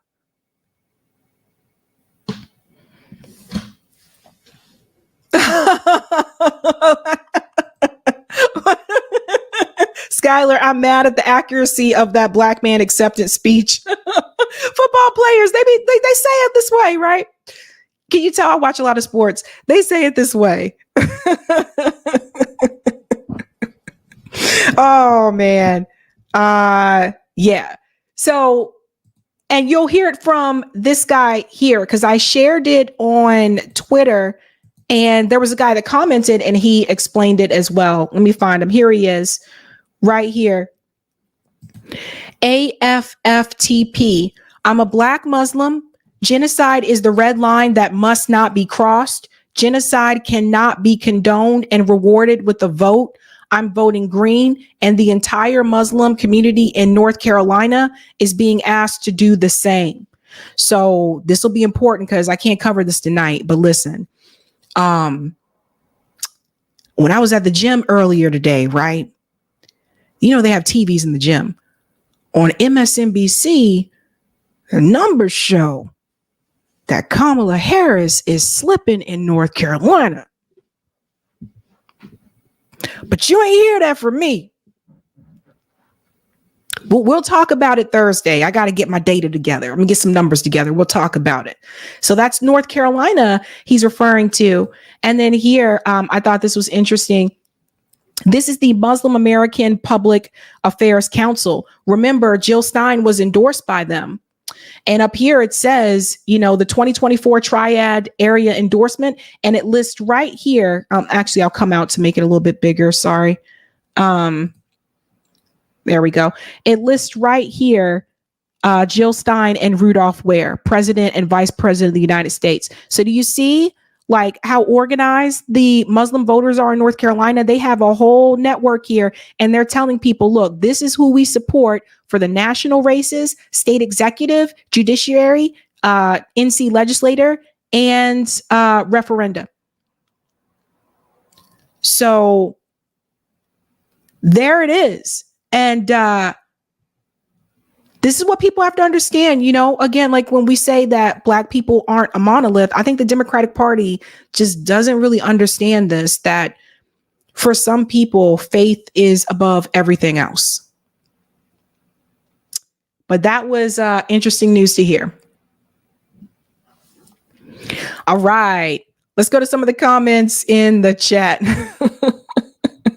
Everybody's laughing about my acceptance speech. Like, thank God, my mom. Thank you so much, PS. Why free Usher? He brought Justin to the diddler. So I have to explain this, huh? I explained it earlier because I feel like the Democratic Party is holding Usher hostage. I just want to know why he's now supporting Kamala Harris after he said he doesn't really get involved in politics and he didn't want to give out an endorsement on The View. Now all of a sudden he's endorsing her at a rally, and it just looked like he was held hostage. So that's what the free Usher thing means. April Ray says, support Justin and Usher. They are both victims. Maybe I should have put up a different message on the sign. Thank you, Louise. I stand with Palestine. I'm voting for Jill Stein, so supportive of the Arab and Muslim community for withholding their vote. I have to vote my conscience. How is genocide not your red line? I hear you. And All One Same says, love the Zago Brothers poster. Sabby's on there. Yeah, that's the Zago Brothers. This picture right here behind me, the black and white one, the Zago Brothers created this. They're so talented, and they drew all these faces and put them all together close next to each other. And yeah, like I was not expecting that at all. They're really cool. Okay, let's get the comment on Rumble. Woo-hoo. Thank you, Goo81. I also read that a human rights group filed to the ICC to send arrest warrants to 1,000 IDF soldiers who filmed their crimes on TikTok. They say easier as they can arrest them on real citizenship. Oh, I didn't know about that. That is interesting. Thank you for this as well. If from Belgium, I think you meant i.e. if from Belgium, who have their own war crime laws that they can use on their citizens. So if a Belgian Israeli filmed themselves committing war crimes, we'll welcome back under arrest. Interesting. Thank you for this one as well, since those countries are signatories to the ICC. Thank you. Hey. All right. And we're going to go on to the next story. We're doing a good job here, guys. Doing a good job. Hey. All right. If you haven't had a chance to do so, go ahead and smash the like button. Thank you. And if you're new, don't forget to like, sub, and share. And Kamala Harris, ladies and gentlemen, sat down with the snitch Al Sharpton. That's right. And I think you'll be interested in some of this discussion. There's one part in particular I am definitely pretty pumped to highlight. This form of misogyny that is continuing to be spread throughout corporate media. I think we really need to dive into this. It's really starting to tick me off quite a bit. And I don't know why they're trying to put all this pressure, particularly on Black male voters, to support this woman. Like, I just don't get it. So let's go ahead and get into this particular interview here. Ladies and gentlemen, Al Sharpton, the Fed, and Kamala Harris. Here we go. Good evening and welcome to Politics Nation. Tonight's lead, in her own words.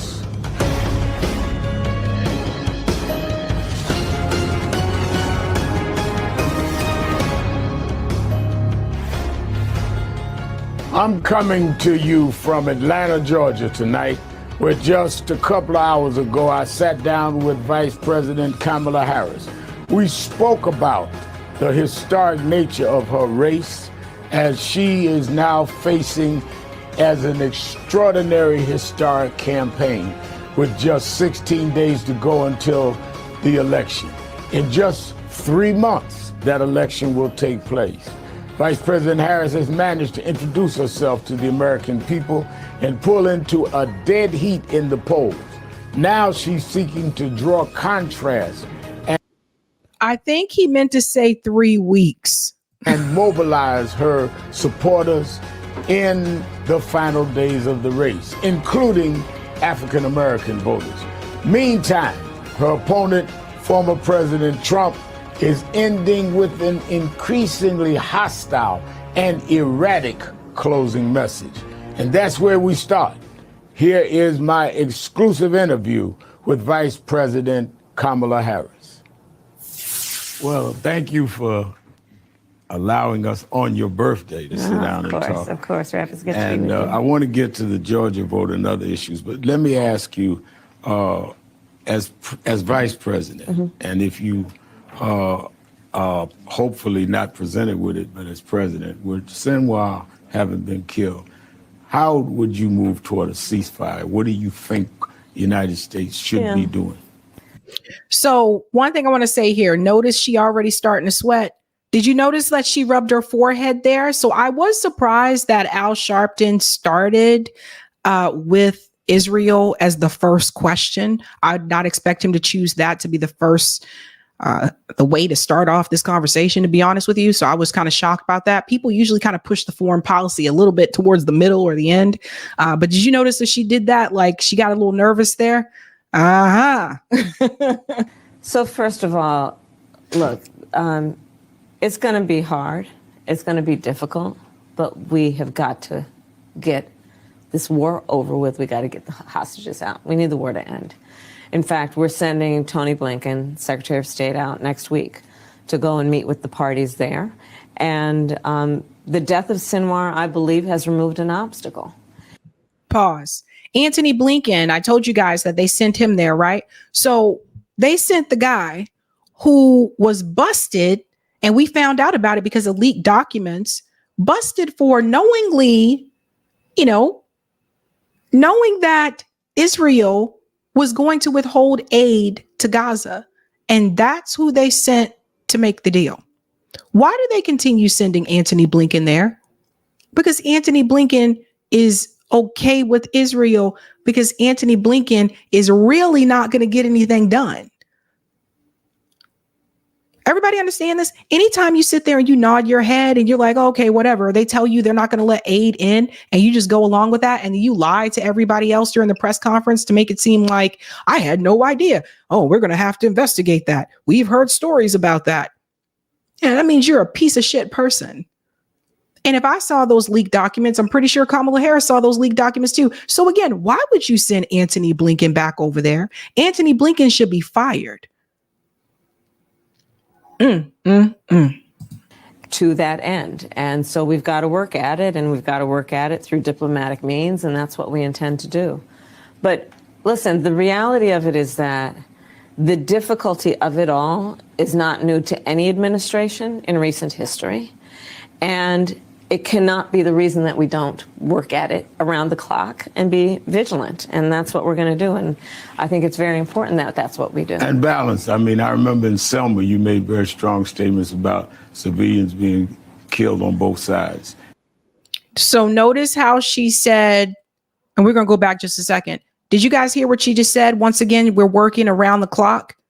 So again, another lie. Let's get back to this both sides thing, because I want to address something. Work at it around the clock and be vigilant. And that's what we're going to do. And I think it's very important that that's what we do. And balance. I mean, I remember in Selma, you made very strong statements about civilians being killed on both sides.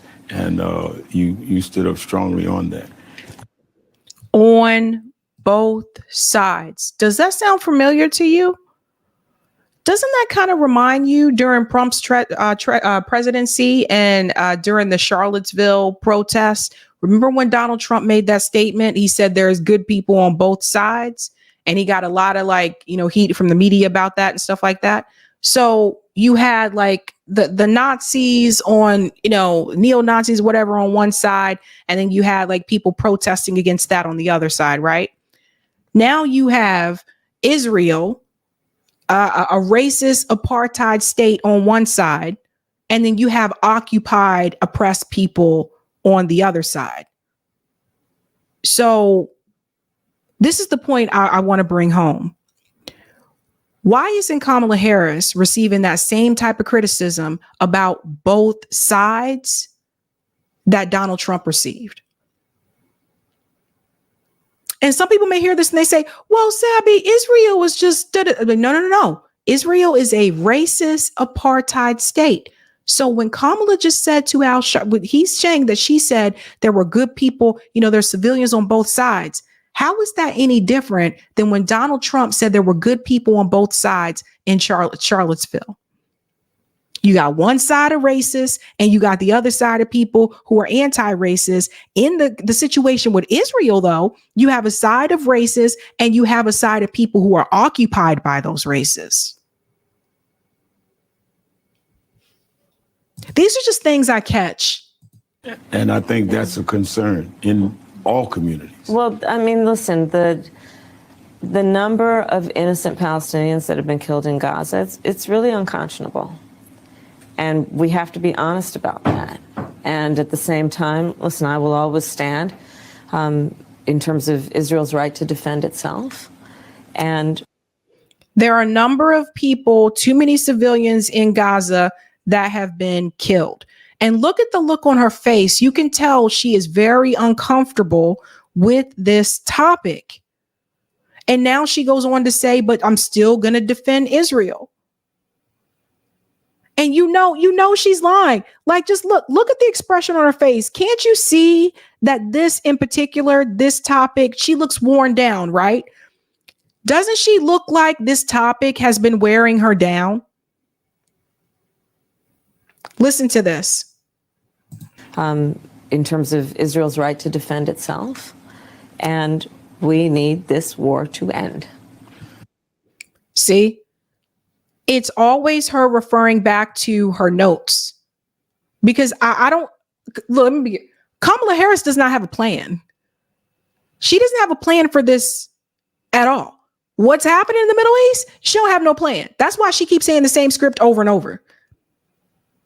I'm going to defend Israel. Israel has the right to defend itself. I'm going to continue to support Israel. It's the same statement over and over because she has no plan. Matter of fact, I'm willing to bet someone on her campaign team, probably on the foreign policy side, probably her foreign policy advisor, they probably wrote that for her. She has no idea. She doesn't have a plan. She don't know what to do. And she took money from the Israeli lobby. So it's not like she can say Israel is committing a genocide. I just showed you the article where it says she won't even admit it's a genocide. Woo, honey. We're in about a little over 2 weeks to the election. Yes. I have to ask you about your opponent. He used a very ugly term about you last night, using the S word as vice president. And how do you react to this kind of street talk from someone who wants to be president again, that was president? I've known you a long time, and I know you have thick skin, but I'm not asking you as a person, because I know you're used to that. But what does it do, in your opinion, to the standards we're setting for our young people all over the country when we're using this kind of locker room street talk about an opponent for president of the United States? So here's a mistake that the Democratic Party is making again that they made in 2016. Number one, Al Sharpton just let you know that he's known her for a long time. So yeah, he's not going to be soft in this interview with her, right? Seriously. So there's that. But here's the mistake. In 2016, the Democratic Party decided to focus on Trump's rhetoric about Hillary Clinton, and Donald Trump won anyway. I'm noticing they're doing it again. They're focusing on Trump's rhetoric about Kamala Harris. And what I think the Democratic Party has not figured out is that the reality is when people have the economy as their number one issue, they don't really care what a candidate said or called another candidate another name. They don't care. They just know that the grocery prices are high and they want someone to fix it. They just know that the cost of housing is too high and they want someone to fix it. That's what they know. That's what they're paying attention to. So they're doing it again. He called her a name. He said this about her. Listen to the rhetoric that's coming out of his mouth of referring to this woman this way. They did that in 2016 with Hillary Clinton, and it didn't matter. Hillary Clinton still lost. Kamala Harris' biggest mistake is not running as a change candidate. Right now, with everything that is happening, people need a change candidate. The only candidate that I see right now in the race that has the ability to probably make it to that 5% is Jill Stein. She is the change candidate. She has the ability to bring the Green Party to the 5%. She's pro-Palestinian. She's correct on the Gaza issue. She has a platform that rivals Kamala Harris's platform. It's better than Kamala's platform. And she's beating Kamala Harris with the Muslim voters in the swing states. So it just, to me, there could have never been a more opportune time for someone to come through in the Democratic Party as a change candidate. And that is not Kamala Harris. And I think people thought that was going to be her. And then they realized, oh shit, she sounds just like Biden. Big mistake. So the American people deserve so much better. That's how I come at it. And to your point, the President of the United States must set a standard, not only for our nation, but understanding the standard that we as a nation must set for the world. You know, we as representing the United States of America walk into rooms around the world with the earned and self-appointed authority to talk about the importance of democracy, rule of law, and have been thought of as a role model, imperfect though we may be, but a role model of what it means to be committed to certain standards, including international rules and norms, but also standards of decorum. And what you see in my opponent, a former president of the United States, really is, it demeans the office. And I have said, and I'm very clear about this, Donald Trump should never again stand behind the seal of the President of the United States. He has not earned. Let's talk about demeaning the presidency, right? Because it's not just Donald Trump, right? Like, I don't agree with a lot of the things that Donald Trump did under his presidency, but let's not pretend like he's the only president that's done some things that can demean the office of the presidency. We can go all the way back to JFK. That's how far back I can go that I know of, right?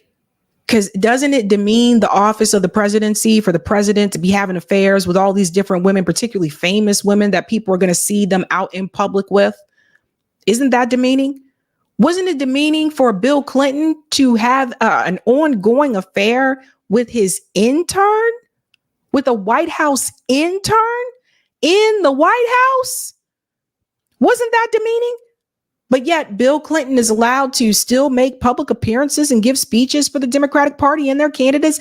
Bill Clinton was right up there on the stage at the Democratic National Convention. I thought he demeaned the office of the presidency, but because he's a Democrat, he's allowed to just walk right on that stage and come right in. Hell, they even let his ass walk on the stage, but they wouldn't let a Palestinian American speak.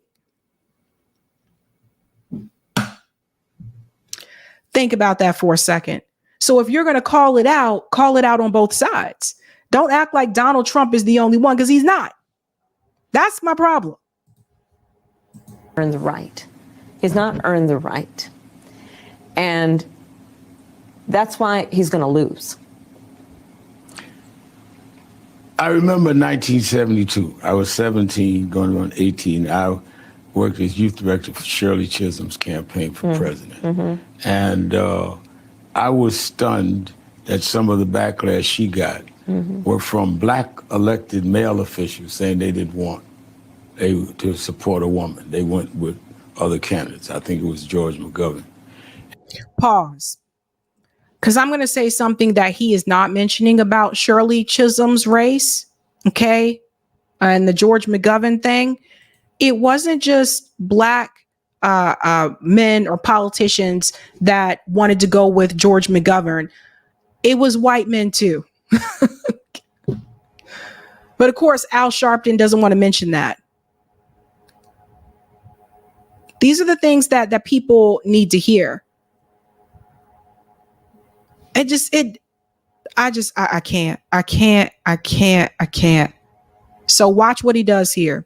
And I hear these people talk about black men that are pulling away from your campaign, though I've not seen any real evidence of that. Do you think some of the resistance of some men, black and white, is misogynist? And are you proud to see that most Americans, even being polled, have no problem supporting a woman at all? And I'm one that lived from Shirley to Kamala in terms of these campaigns. And it's So let me ask a question. Al Sharpton says, how do you feel about black men that have been pulling away from your campaign, even though I've seen no sign of that? if you've seen no sign of it, why are you asking about it?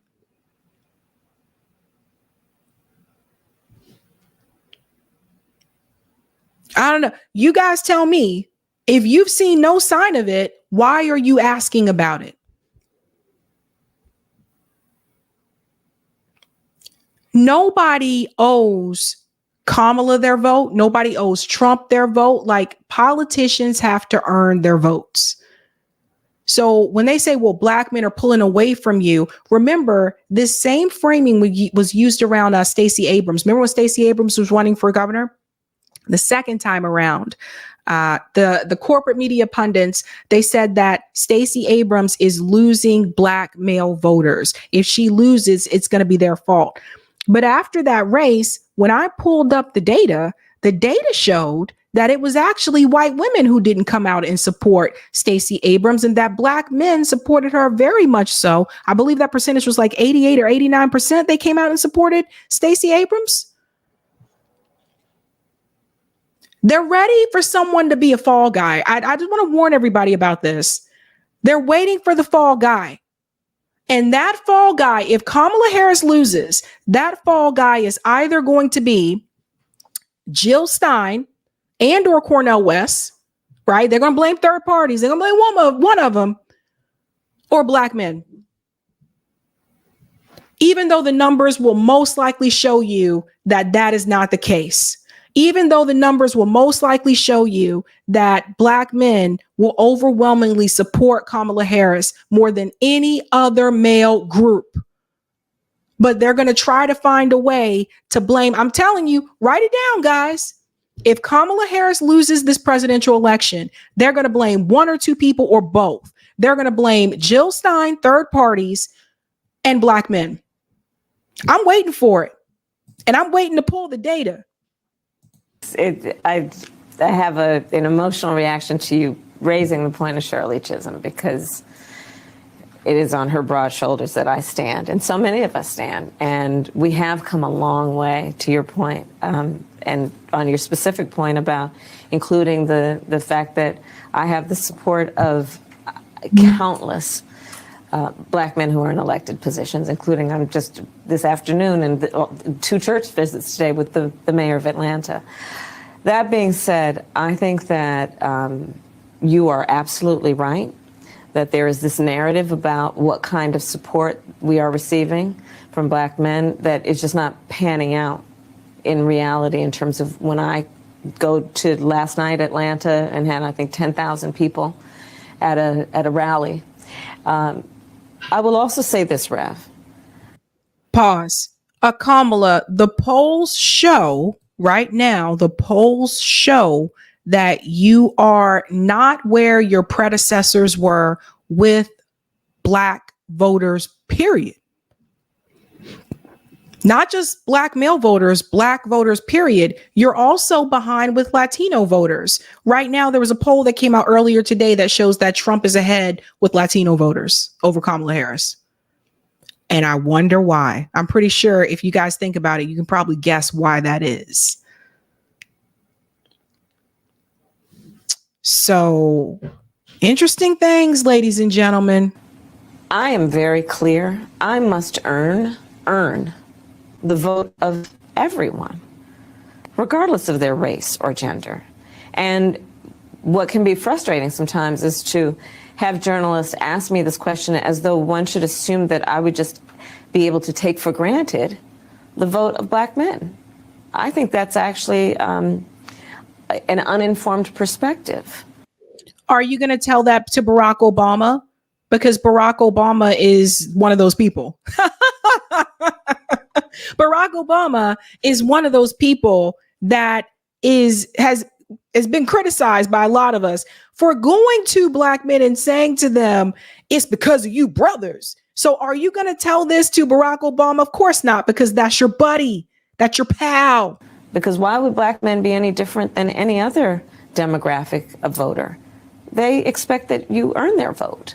And that is why I am talking and presenting my policies in a way that are, of course, for all Americans, but I will also speak about the specific impact that I can see it having on different demographics of voters. Well, we're talking about black men, and let's talk about blacks in general. Yeah. Because one of the things, I've been on a nonpartisan tour at National Action Network and Central Park 5 and others. And one of the things that reporters ask, and we don't get it from the audience, is what about the Kamala the cop? And I said, well, I knew her as DA. Right. You and I go with that. She was one that wanted people with marijuana arrest not to go to jail. Exactly. And Attorney General. Everybody hear this? Listen to this. General wasn't even under your purview. I mean, do you think that this is orchestrated, that they're trying to find some way to separate you from some elements? Because you used to be attacked for being too progressive as a district attorney. I know. Pause. So let's go ahead and debunk some lies here, okay? So first of all, this is not the first time someone has brought up Kamala Harris' record as a prosecutor. This has been mentioned multiple times. Remember when she ran in 2020 and Tulsi Gabbard gave her the knockout on the stage about her particular record, okay? So he brings up the marijuana situation. Well, you actually didn't want those people to be locked up, okay? That is not what the streets are saying. And in particular, all you have to do is a quick YouTube search, quick Google search, and you'll find people that were affected by Kamala Harris's prosecutor, skills during that time. You'll find people that went to prison that were wrongfully imprisoned under Kamala Harris's reign. You'll find people that were arrested because of truancy under Kamala Harris's reign. So even so much to the point, and you can Google this as well, that you will see there was a CNN investigation recently into Kamala Harris's history as a prosecutor, where they sat down with multiple families, no black families, but check this out. On that video, no black families. I thought that was interesting. But they sat down with multiple families that were directly affected by Kamala Harris's truancy law. And that essentially was a school to prison pipeline system, because when you arrest those parents because their kids miss too many days of school, you have now taken the parent out of the home. So if you're a single parent and you were taken out of the home, what happens to the child? The child belongs to the state, and then they are put in the system to the state, where they're put into a foster home, where a lot of times at these foster homes, those foster parents are just collecting the check. That's the only reason that a lot of them will do it. And they treat those kids like trash. Or those kids are put in a group home, which is even more horrendous. So he want to bring up marijuana. Why don't you bring up the truancy law? It's crazy, guys. But here's the thing, Rev. We are, as of today, Sunday, 16 days away from the election for President of the United States. And there are all sorts of people who are going to throw a bunch of things out that will include mis and disinformation with the intention to dissuade certain people from voting. If it was mis and disinformation, why didn't you prove it was mis and disinformation on the debate stage when Tulsi Gabbard told everyone about your record? Why didn't you prove that? When Tulsi Gabbard knocked your ass out on the debate stage, why didn't you prove that it was misinformation or disinformation? And pay attention to something, folks. I believe this woman is going to be very hawkish on censorship. I believe it. Notice how Biden and Kamala continue to say misinformation, disinformation. You're hearing that more from the Democrats than you are from the Republicans. This is something you got to scratch your head about for quite some time, because it makes me wonder, what are they going to do when it comes to censorship? If Kamala Harris becomes president, I can see her cracking down on that. I can see her cracking down heavily more on social media and telling them what they can and cannot allow on their platform. And I can see her cracking down on YouTube and stuff like this too. You should not trust this woman. You should not. And that's not new. And so that is why I'm spending time in all communities to make sure that they hear directly from me, so they can judge for themselves in a way that is unfiltered. And I'm going to continue doing that. I am leaving nothing on the field in this election, leaving nothing on the field. So I sit with you this afternoon after visiting 2 churches today, this Sunday morning. Yesterday I was in Michigan. Tomorrow I'll be in Pennsylvania, Michigan, and Wisconsin. And I'm leaving nothing on the field. black voters important, but Georgia's important. Yes. Wisconsin's important. Yes. And how do you, as you go, dealing with your economic message? I know a lot of people that call my radio show that says, well, what happens, how does this impact my pocket? Yeah. I don't know what you mean, Reverend Al, with inflation reduction. I don't know what infrastructure means. Right. Share with our viewers on what has impacted them and what a President Harris will do that understands what needs to go in their pocket, not the Beltway language. So it's a very legitimate and important question that voters ask that we should respond to on the affirmative without waiting for the question. So for example, how will it affect individuals?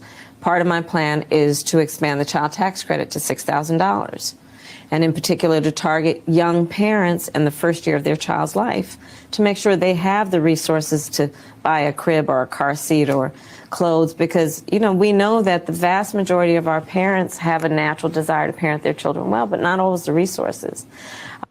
So I just want to reiterate here, because I don't want people to be misled or to be confused. This means you have to have a child. It doesn't apply to the children you already have. You have to have a child. So it's almost like they're trying to find a way to reward people for having a child. I don't know. But the tax credit thing, all these tax credits all over the place, tax credits. That's what a lot of this is. Just tax credits. So just keep that in mind. You have to actually have a child. Especially when you also recognize that we did this, which is expand the child tax credit for less than I'm proposing now. But when we did, we reduced childhood poverty in America by 50%, black childhood poverty reduced by half. Part of my plan is to deal with the home health care of seniors. And I tell a personal story. I often go off script to tell a personal story. When my mother was sick, as it turned out, she was dying from cancer, I took care of her. And to take care of an elder relative means to try and cook something they feel like eating or can eat. It means trying to put clothes on them or give them clothes that don't irritate their skin, to help them put on a sweater. It means trying to figure out a way to just bring a smile to their face from time to time, to say something that might make them laugh. It's about dignity. And far too many people who are taking care of elder relatives are struggling, because to do that means often they may have to leave their job, which means they're going to reduce their income, or they have to pay down their savings to qualify for Medicaid. So my plan is to recognize this is about dignity and to say that should not have to happen in order for you to have help to take care of an elder. We're going to have Medicare cover it. And I think about this issue also in the context of people who are in the sandwich generation. And that's what we call people who are taking care of their young kids and their parents. Wow. And shouldn't have to think about leaving their job or losing all of their savings in order to apply for Medicaid. These are examples. I talk about what I intend to build, which is an opportunity economy. Let me pause here for a second. Let me ask you guys a question. She's right about being a caretaker. It is a very taxing job. And a lot of times caretakers are also working a full-time job as well. But given that you had that experience, particularly with your mother, then you should be in support and you should advocate for universal health care in this country. I mean, I'm trying to figure out, why is it that the healthcare initiatives on the platform seem to primarily apply towards seniors? And I've said this before, when they talk about the insulin, we got insulin down like $35 for seniors who are on Medicare, not for anybody else. So it just seems like to me, when it comes to healthcare, that's something that everybody should have. Why these limitations? Just like with the child tax credit, like the child tax credit, like what's with the tax credit? You know what I mean? Like, you can give billions to Israel and Ukraine, but when it comes to us, let's give you a tax credit. I just can't. Like, I can't, man. Which in large part understands the vast majority of Americans have ambition, aspirations. They have an incredible work ethic. They have dreams. but not necessarily access to the resources that allow them the opportunity to achieve their goals. Unlike my opponent, who thinks about the world differently, I think informed in large part by the way he experienced life, having been served $400 million on a virtual silver platter, which he then filed bankruptcy 6 times. My opponent, who, when he thinks about tax policy, it's about cutting taxes for the richest among us, billionaires and the biggest corporations, who can afford, by the way, to pay their fair share. His plan for what I call a Trump sales tax would be at least a 20% tax on everyday necessities, which economists have estimated the average American will pay $4,000 more a year. The economists have said things about your policy too. See, that's the thing. Economists have called out Trump's economic plan and Kamala Harris's economic plan. I would like to sit down with a different economist to have them go through a list of what they want to do as well. But when she talks about how Donald Trump grew up, it's true. Like, he didn't have to work for it. Like, it was given to him. That is true. And he is a billionaire. But Kamala Harris has no problem taking money from those billionaires. Don't forget, Donald Trump's family donated to Kamala Harris's campaign when she was running for AG in California. See, she leaves these things out. You were totally fine with Trump back then when he was donating money to your campaign. And remember back in the day, some of you might remember this. Remember back in the day, a lot of the rappers were like really cool with Donald Trump. Some of them still are. But back then, I remember Donald Trump made appearances on like the Fresh Prince of Bel-Air. Like, he would make appearances in different like music videos and stuff like that. You guys were cool with Trump back then. In fact, you weren't criticizing the way that he grew up and the money that was handed to him. But let's talk about it, though, because the reality is, too, as much as Kamala Harris says she grew up in a middle class family, she started off way ahead of a lot of us, because her parents, her mother was from a caste system in India that was better off than a lot of us, where she had the money to come here and attend college, enter a PhD program, the father in a PhD program.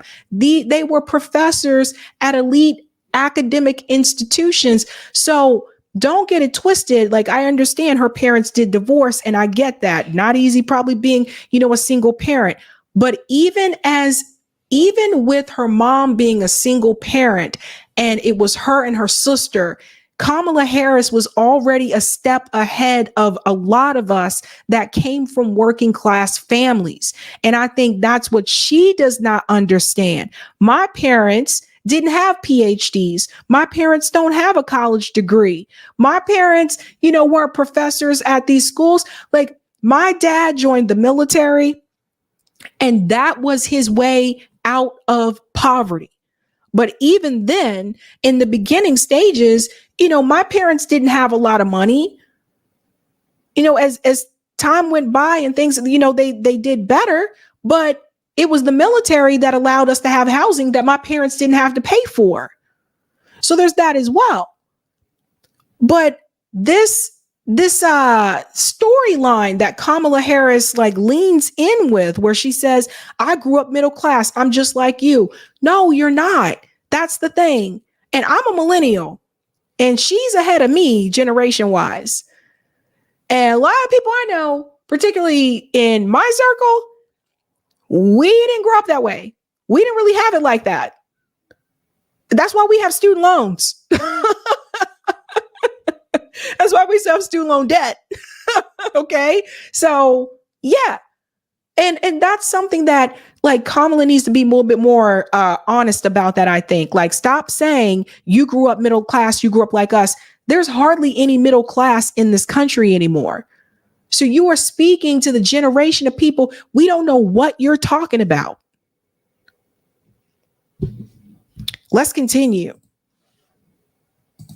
So when asked this question about how will this affect my life in terms of a voter worrying about the fact that, look, price of groceries still too high. I get it, they get it. And what are we doing to help them actually get through life in a way that they're not just getting by, but getting ahead? We have to have specific policies that do that. And that is what I offer under what I call an opportunity economy approach. But Donald Trump is offering something very different, including when he's talking about Project 2025. And I'll tell you, from the biggest rallies I do to church services, people know what's in Project 2025. Right. They know that it would allow corporations to basically stop protecting the right of workers to have overtime pay.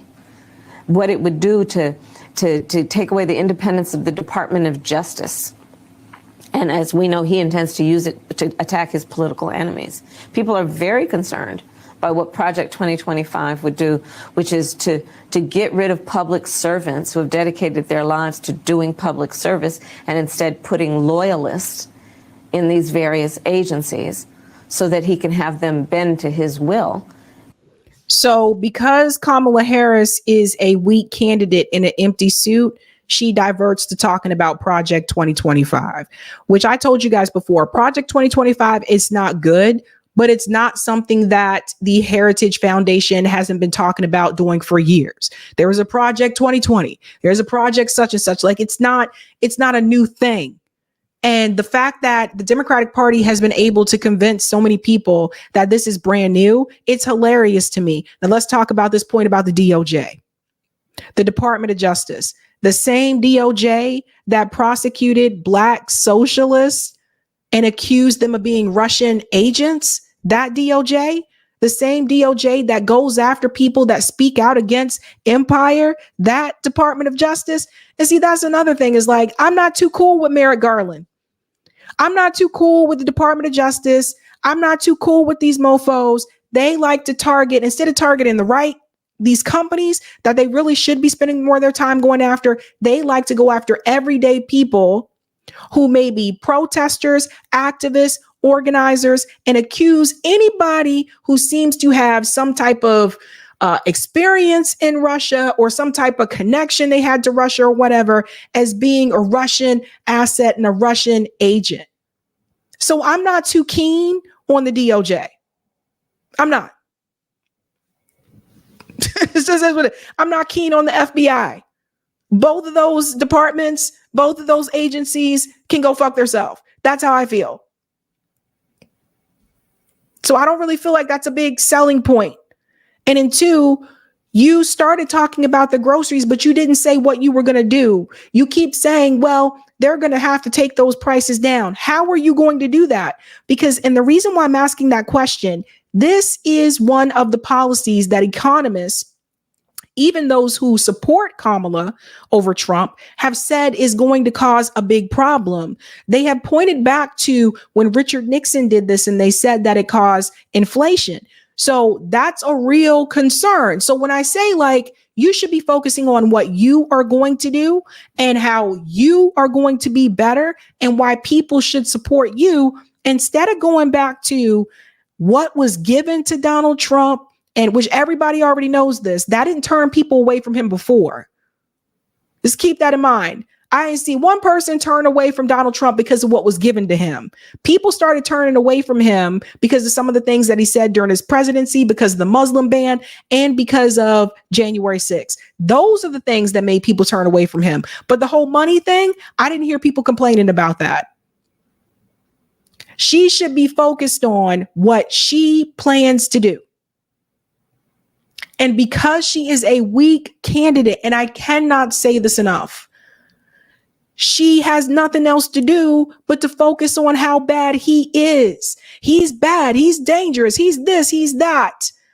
And the Democratic Party did this in 2020 with Joe Biden. Joe Biden didn't really have that many plans. He just said, I'm running on saving the country, healing the soul of America. We got to get that guy out of here. Heal the soul. And how did that work out? And you see what happened to the economy. You see what happened to foreign policy, because people were just like, we don't really need plans or platforms. We just want someone that can beat Donald Trump. And that's how you got Joe Biden. And that's how we ended up with the war with Russia and Ukraine. That's how we ended up with this war in the Middle East. That's how we ended up with the genocide. And you can see what is happening right in front of you right now. Now you have the grocery store prices that are extremely high. And that's been a problem over the past year. This is what happens when you vote for a candidate in an empty suit. They don't have no plan. Some of these things Kamala Harris pointed out that is a part of her platform, she don't even tell you how she's going to do it. And that's what people should be asking her in these interviews. That's why you'll never see her come on here. That's why you'll never see her do an interview with someone that's going to press her on the policies. Instead of do the work that is in the public trust. Last question. I'll go back to where we started with Shirley Chisholm. Today's your birthday. Yes. And we all reflect on our birthdays, what our life would mean. You called me on my birthday. Thanks again. What do you want 50 years from now, history to say about Kamala Harris? I hope that, and I really do work that my life will have proven to have been a life that is about fighting for the people, fighting for the dignity of people, work that has impact in a way that uplifts the people, all people. I do hope that's what history will say. No, history is going to say some other things. It's going to talk about what you have done. Yes, as a prosecutor, it's going to talk about some of these statements that you've made to Palestinian people, to Arab American voters. I am speaking right now. I'm speaking right now. It's just, I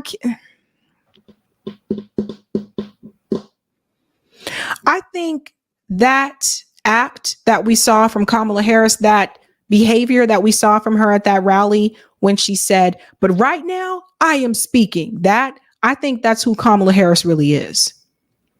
And I think that's part of the reason why Kamala Harris has had such a difficult time keeping staff. That what slipped out there in the crowd when she said, I am speaking, I think that's who she really is. And I think that's what you're going to get as president. What does the poll say?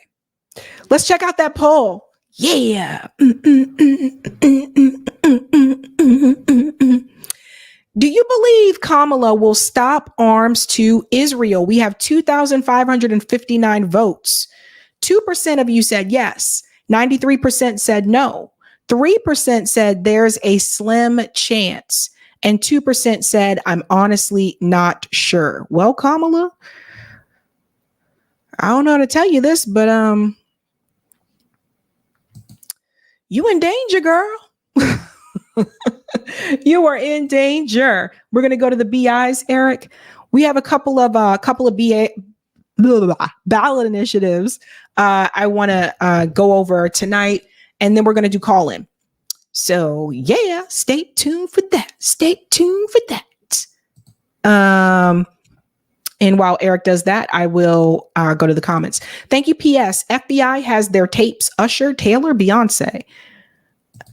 Courtney, Al is good at mispronouncing words. I'll never forget when he misspelled respect. RESPECT, but it means to me. RESPECT.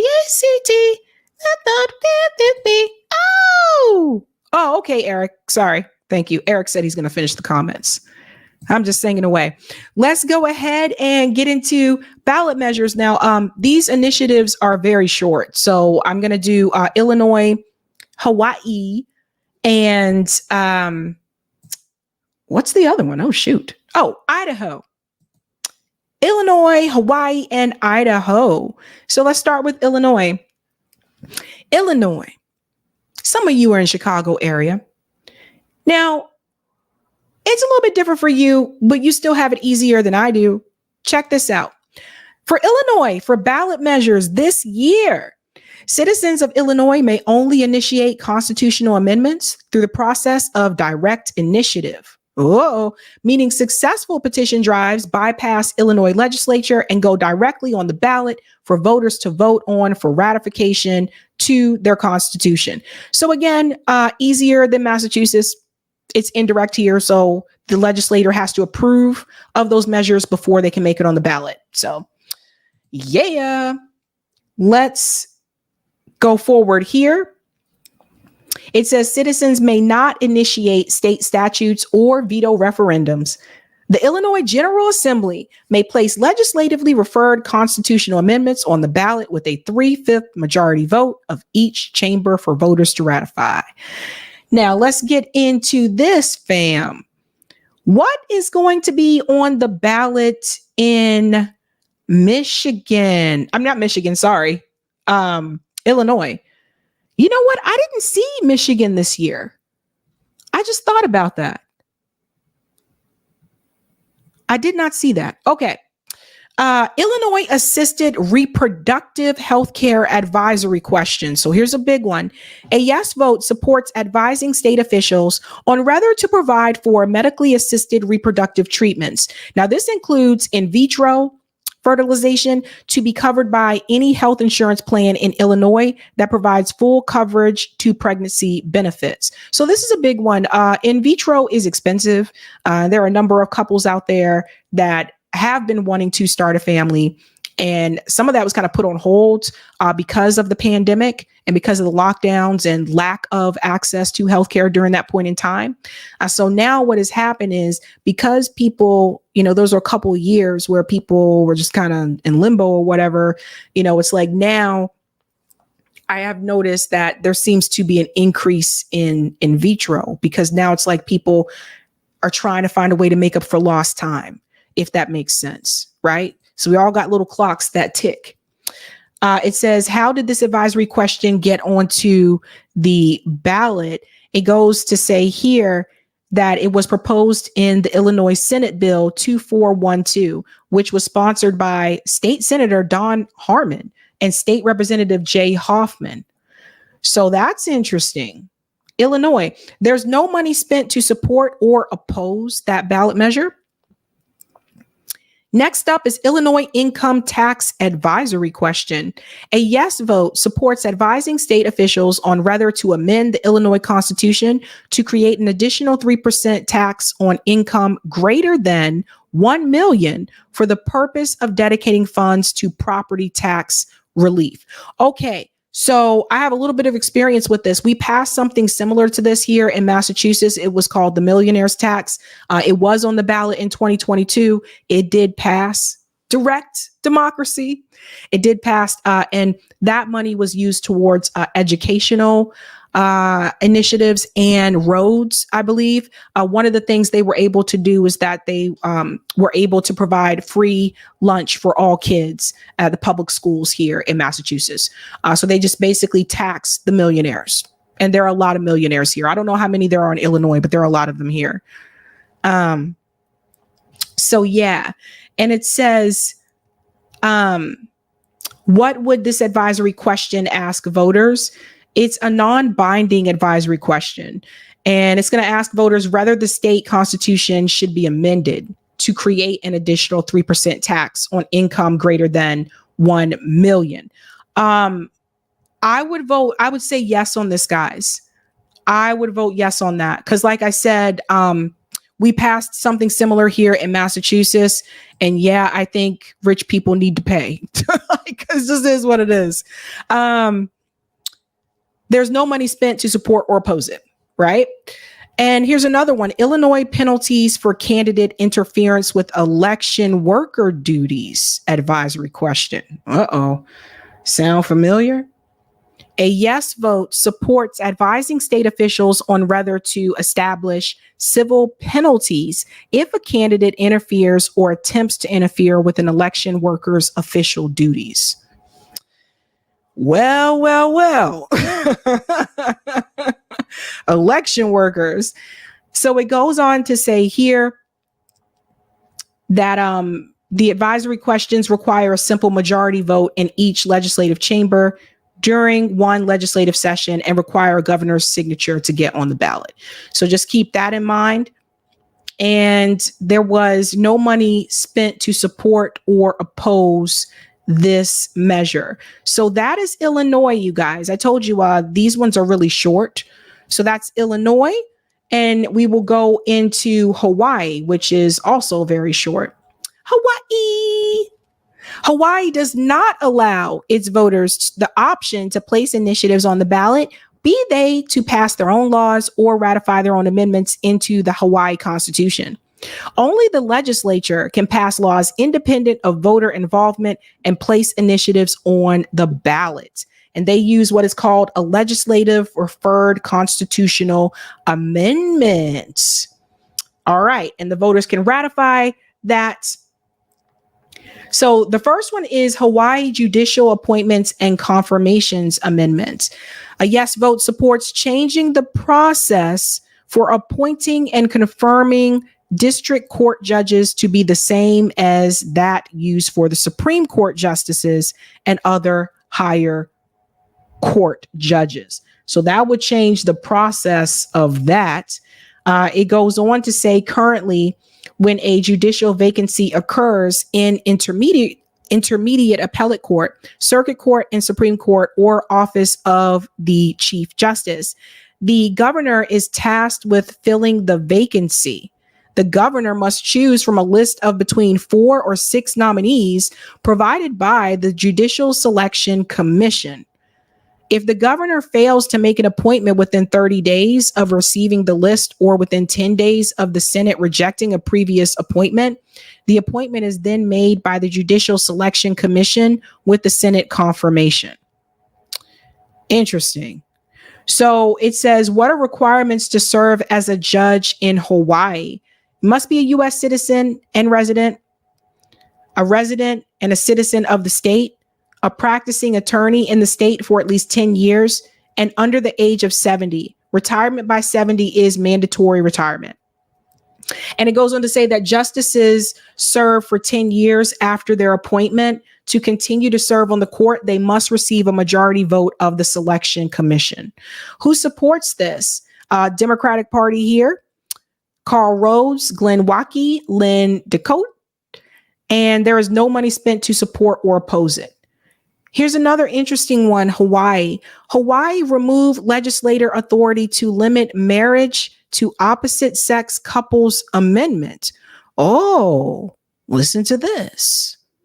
A yes vote supports removing a provision of the Constitution that states that the legislature shall have the power to reserve marriage to opposite sex couples.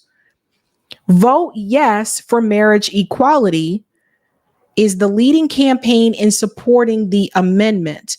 I'm a little confused with this one. I was going to ask you guys about this.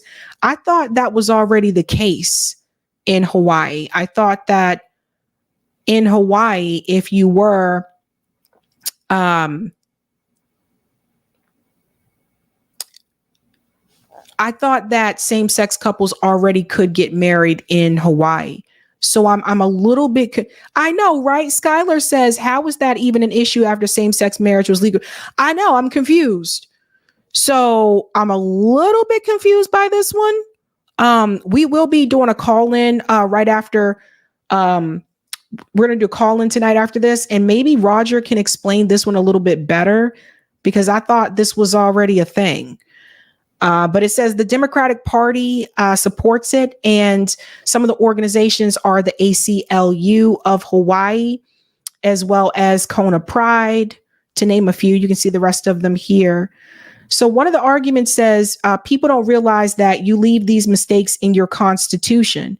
There are similar things happening with abortion rights in many jurisdictions. They're like, this is a done deal, and then pow, right after the Dobbs decision, abortion is illegal in their jurisdictions, right? And so you don't want to leave it in there.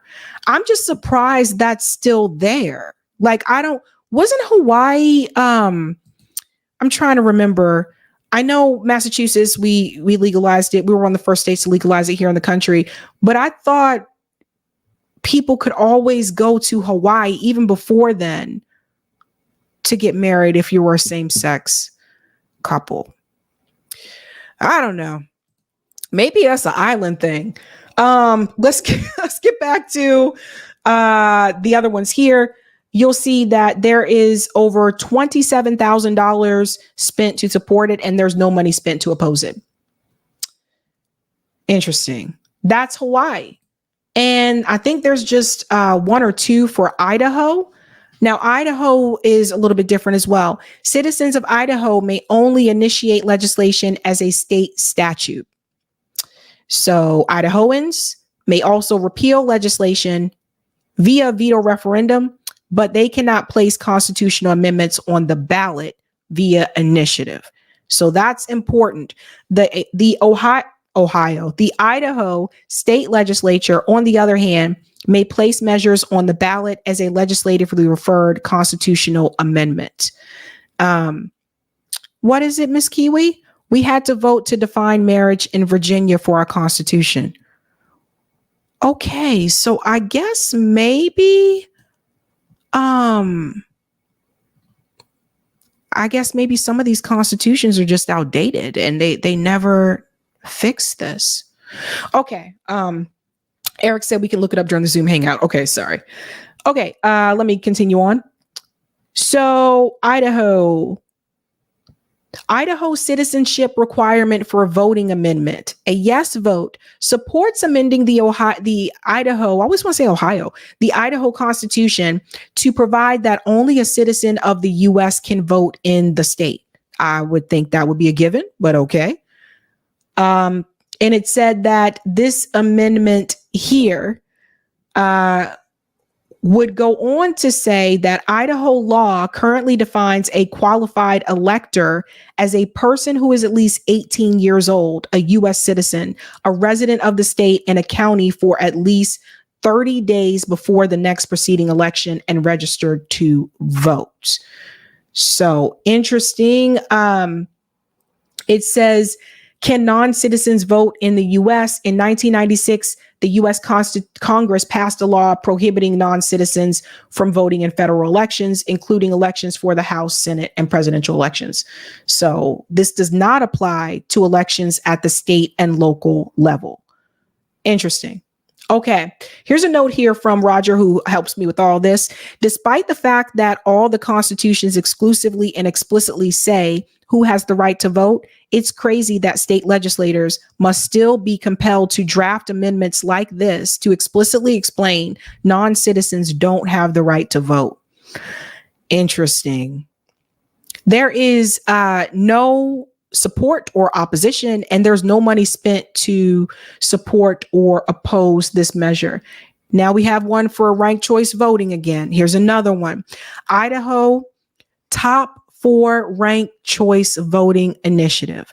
A yes vote supports establishing open top 4 primaries and ranked choice voting for general elections, which would apply to congressional, gubernatorial, and state and county elected office. So here's another one, you guys. Let me highlight this because I don't want to confuse people. This initiative, just right there. This initiative would repeal the state's partisan primary system and replace it with a non-partisan top 4 primary system, where all candidates seeking that office appear on one ballot and the top 4 vote earners advance to the general election. We had to talk about this as well. There was something similar to this with another state, and it was brought to my attention that this would hurt third parties. So it seems like this is similar to what we've seen before with another one. I'm all in support of ranked choice voting, but it seems like they're trying to make it more difficult with this top 4 system. I'll have to talk about that a little bit on Call-In as well. The initiative would implement ranked choice voting at the general election. Okie dokie. Let's see. And you can see who has this, right? A top primary system is used in Alaska, California, Louisiana, Nebraska, and Washington state. Ranked choice voting is used in Alaska and Maine statewide, and in some elections in Hawaii. Who supports this? The Republican Party. So you can see that there. Organizations Reclaim Idaho and Unite America. One of the arguments is this is simple, common sense reform that will give us better elections and better leadership.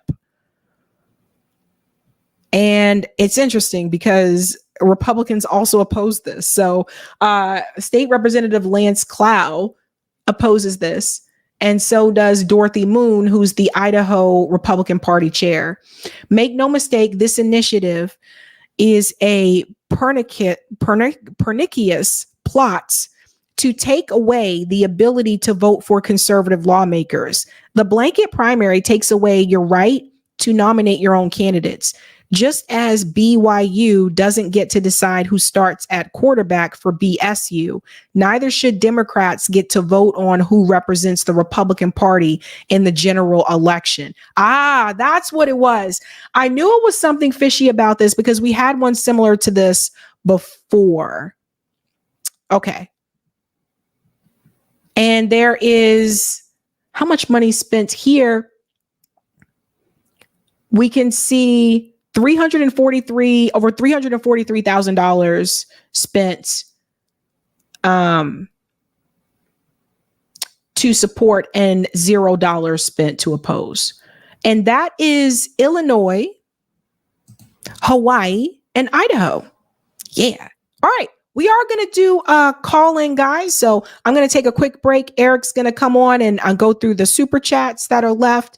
And I will be back and I'll put that call-in link in the chat. Dun, dun, dun. All right. Here we go. This is part of the show where we give our Sabby a little break.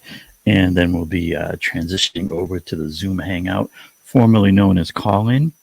And that's where we can hear from you all.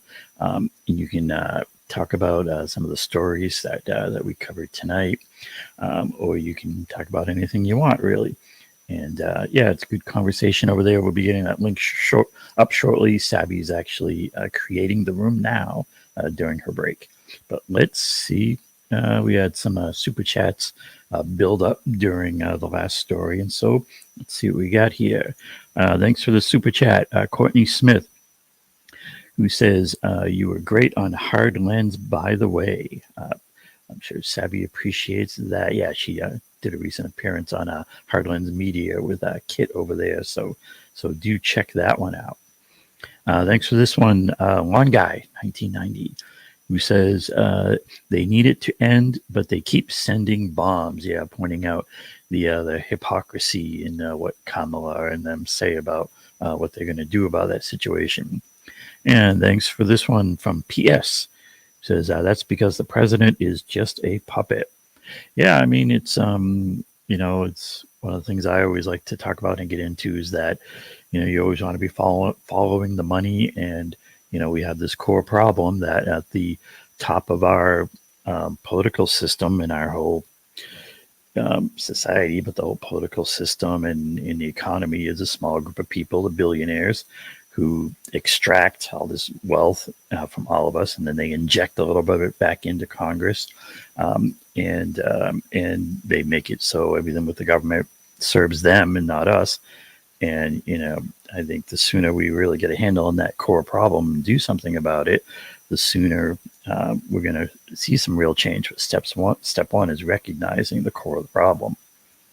Thanks for this super chat, Peter version 1, who said, JFK had Monroe, Trump had porn star, Clinton a clerk. Yes, pointing out that interesting presidential history. And thanks for this one from Namit Maine, who says Trump is just bad at being bad relatively. Okay. And thanks for this super chat, Chip CB, who says real men vote for Jill Stein. It sounds like a plan to me. Yes. And thanks for this one, Kenman, who says, Al Sharpton, not so Sharpton. Mm-hmm. Yeah, I did notice that, Al is getting up there. He's starting to sound like Biden with his cadence. It's like I put in a chat, we need to speed Al up to 1.5 speed or something. And thanks, Ira, for the super chat. It says, HR 6090 was suggested by Doug. Christians really need to pay attention to that. And thanks for this super chat. Ken Manu asks, is Kamala brat? And thanks for this one from B-Man, who says, Al Sharpton collects all that money and puts it in his own pocket, I think is what he meant to say there. And yeah, I mean, that's, definitely a theme running through, a lot of the people that we covered on the show tonight is that, they're getting the bag, they're getting their checks. And, if you really want to know why something's happening, we always say in the show, follow the money and things become clear. And thank you for the super chat, Courtney Smith, who says, if Kamala becomes president, Project 2025 can very well happen under leadership. It's nothing for Dems to call out problematic policies, ideas from the GOP and rebrand it as something else. Yeah, I mean, I think that's a really good point is, we've seen this Democratic Party do this big shift from being supposedly the party of the workers and against big business, and they basically become the Republican Party. And it's really hard to tell the difference between them. So a lot of these things that they scaremonger about in Project 25 or Project 2025 are very well can be things that they're going to be doing once they get the chance. And thanks for this super chat, Yusuki. Apologies if I'm mispronouncing, but thanks for this. Who says, "Who's paying $6,000 for irresponsible people?" And thanks for this one. Opportunity. He says, opportunity, lower my taxes and get out of my way. And, one of the things I did want to mention about the whole discussion about taxes is that I would submit that we need to be less worried about more or less taxes or higher or lower. And what you really need to focus on is who's being taxed and how much. What's happened, this is something that Richard Wolff talks about. There's been a big shift in the tax burden. And the real purpose of taxes are to cycle the money back in. And if the billionaire class can shift the tax burden from them to us, then they end up with a lot more money. And that's exactly what has happened. And so I say when we talk about taxes, yeah, lower the taxes for people who work, definitely. But for the people with all the money, the billion, and I'm talking about really the money, the billionaire class, their taxes need to be increased substantially to lower the wealth gap and to just make this a livable country. Because right now, this country is getting wrecked because of that. And taxes play a very important role in that. And it's important to get them right as a concept, in my opinion. And thanks for this super chat, David Hunter, NYC, who says, why does Kamala plan to give every citizen of Israel universal health care, and yet for Americans, she'll give parents a child tax credit? Yeah, I mean, that's, a good question in all this, in that, it's pretty obvious what's going on. And when these things happen, when you point out these inconsistencies, it makes it, all the more obvious. Let's check. We had a tip comment out here on the Rockfins. Let's see that one. Thanks for this tip comment on Rockfin, Stephanie Caro, who says, "Hi, Sabby. Great show as always. A few weeks ago, you showed an article from the New York Times archives from around 1900 about a Zionist conference that laid out plans for an expanded Zionist state in Palestine. Do you remember the date and headline of that article?" I've looked for it in the New York Times archive and found others, but not that one. I'd like it for a reference. All right, we can try and work on that, Stephanie. And you can also ask about this in the Zoom Hangout, where sometimes we have more time to work on these things. And we had one more out here on the Rumble. Thanks for this Rumble rant. Goo81. He said, we on the topic of Usher that was up before, says, Usher was a victim, then decided to be a perpetrator. Dems have evidence, so he got blackmailed. Yeah, I mean, you do wonder when people make big switches, if something's happened with them and somebody's got something on them. You never know, right? The Usher story. Yeah, we never know. The Usher Chronicles. There we go. How many licks does it take to get to the bottom or the center of a Tootsie Roll Pop? The world may never know. Okay. All right. You guys ready to do call in? I still call it call in, even though we don't use that app. The app, the Hangout formerly known as Call In. Yeah. So the link is pinned to the top of the chat, ladies and gentlemen. I'll go ahead and open it. Open the Zoom. Let's see if I can get this. Turn off my Bluetooth. See if I can get this onto Sabby Sabs 2. Yeah. Gotta do a little edit here. Although I can't hear anything. Hold on. Let's see if I can. Okay, I can hear now. Okay. All right. Let me go ahead and put the passcode here in the bottom. So if you go to the top of the live chat, you'll see the link to join the Zoom call is pinned at the top of the live chat. Just click on that link and there's a passcode there. I'll put it up here too, just in case they ask for it. I see some people have already jumped into the room, so they may not ask for it, but I always put it up here just in case. And that passcode is 028052. So if you need to enter the passcode, that's it right there. And all I ask is that you mute yourself when you come onto the Zoom. Eric, if you go ahead and enter, I'll make you a co-host and just raise your hand so that way I can find you in the Zoom.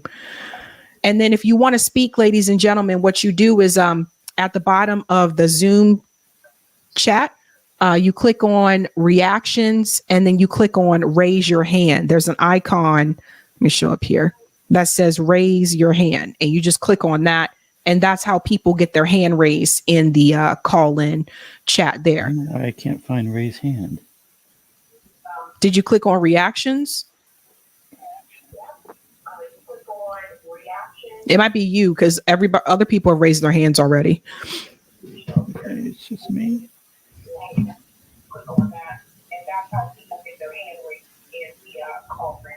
It's at the bottom. I see you. I'll just go ahead and select make co-host. There you go. All right. So Eric, you're officially a co-host. All right. All right. And we're going to go ahead and get started over there. And Eric, you put this somewhere else, right? Oh yeah. So we got Sabby Sabs 2 should be active.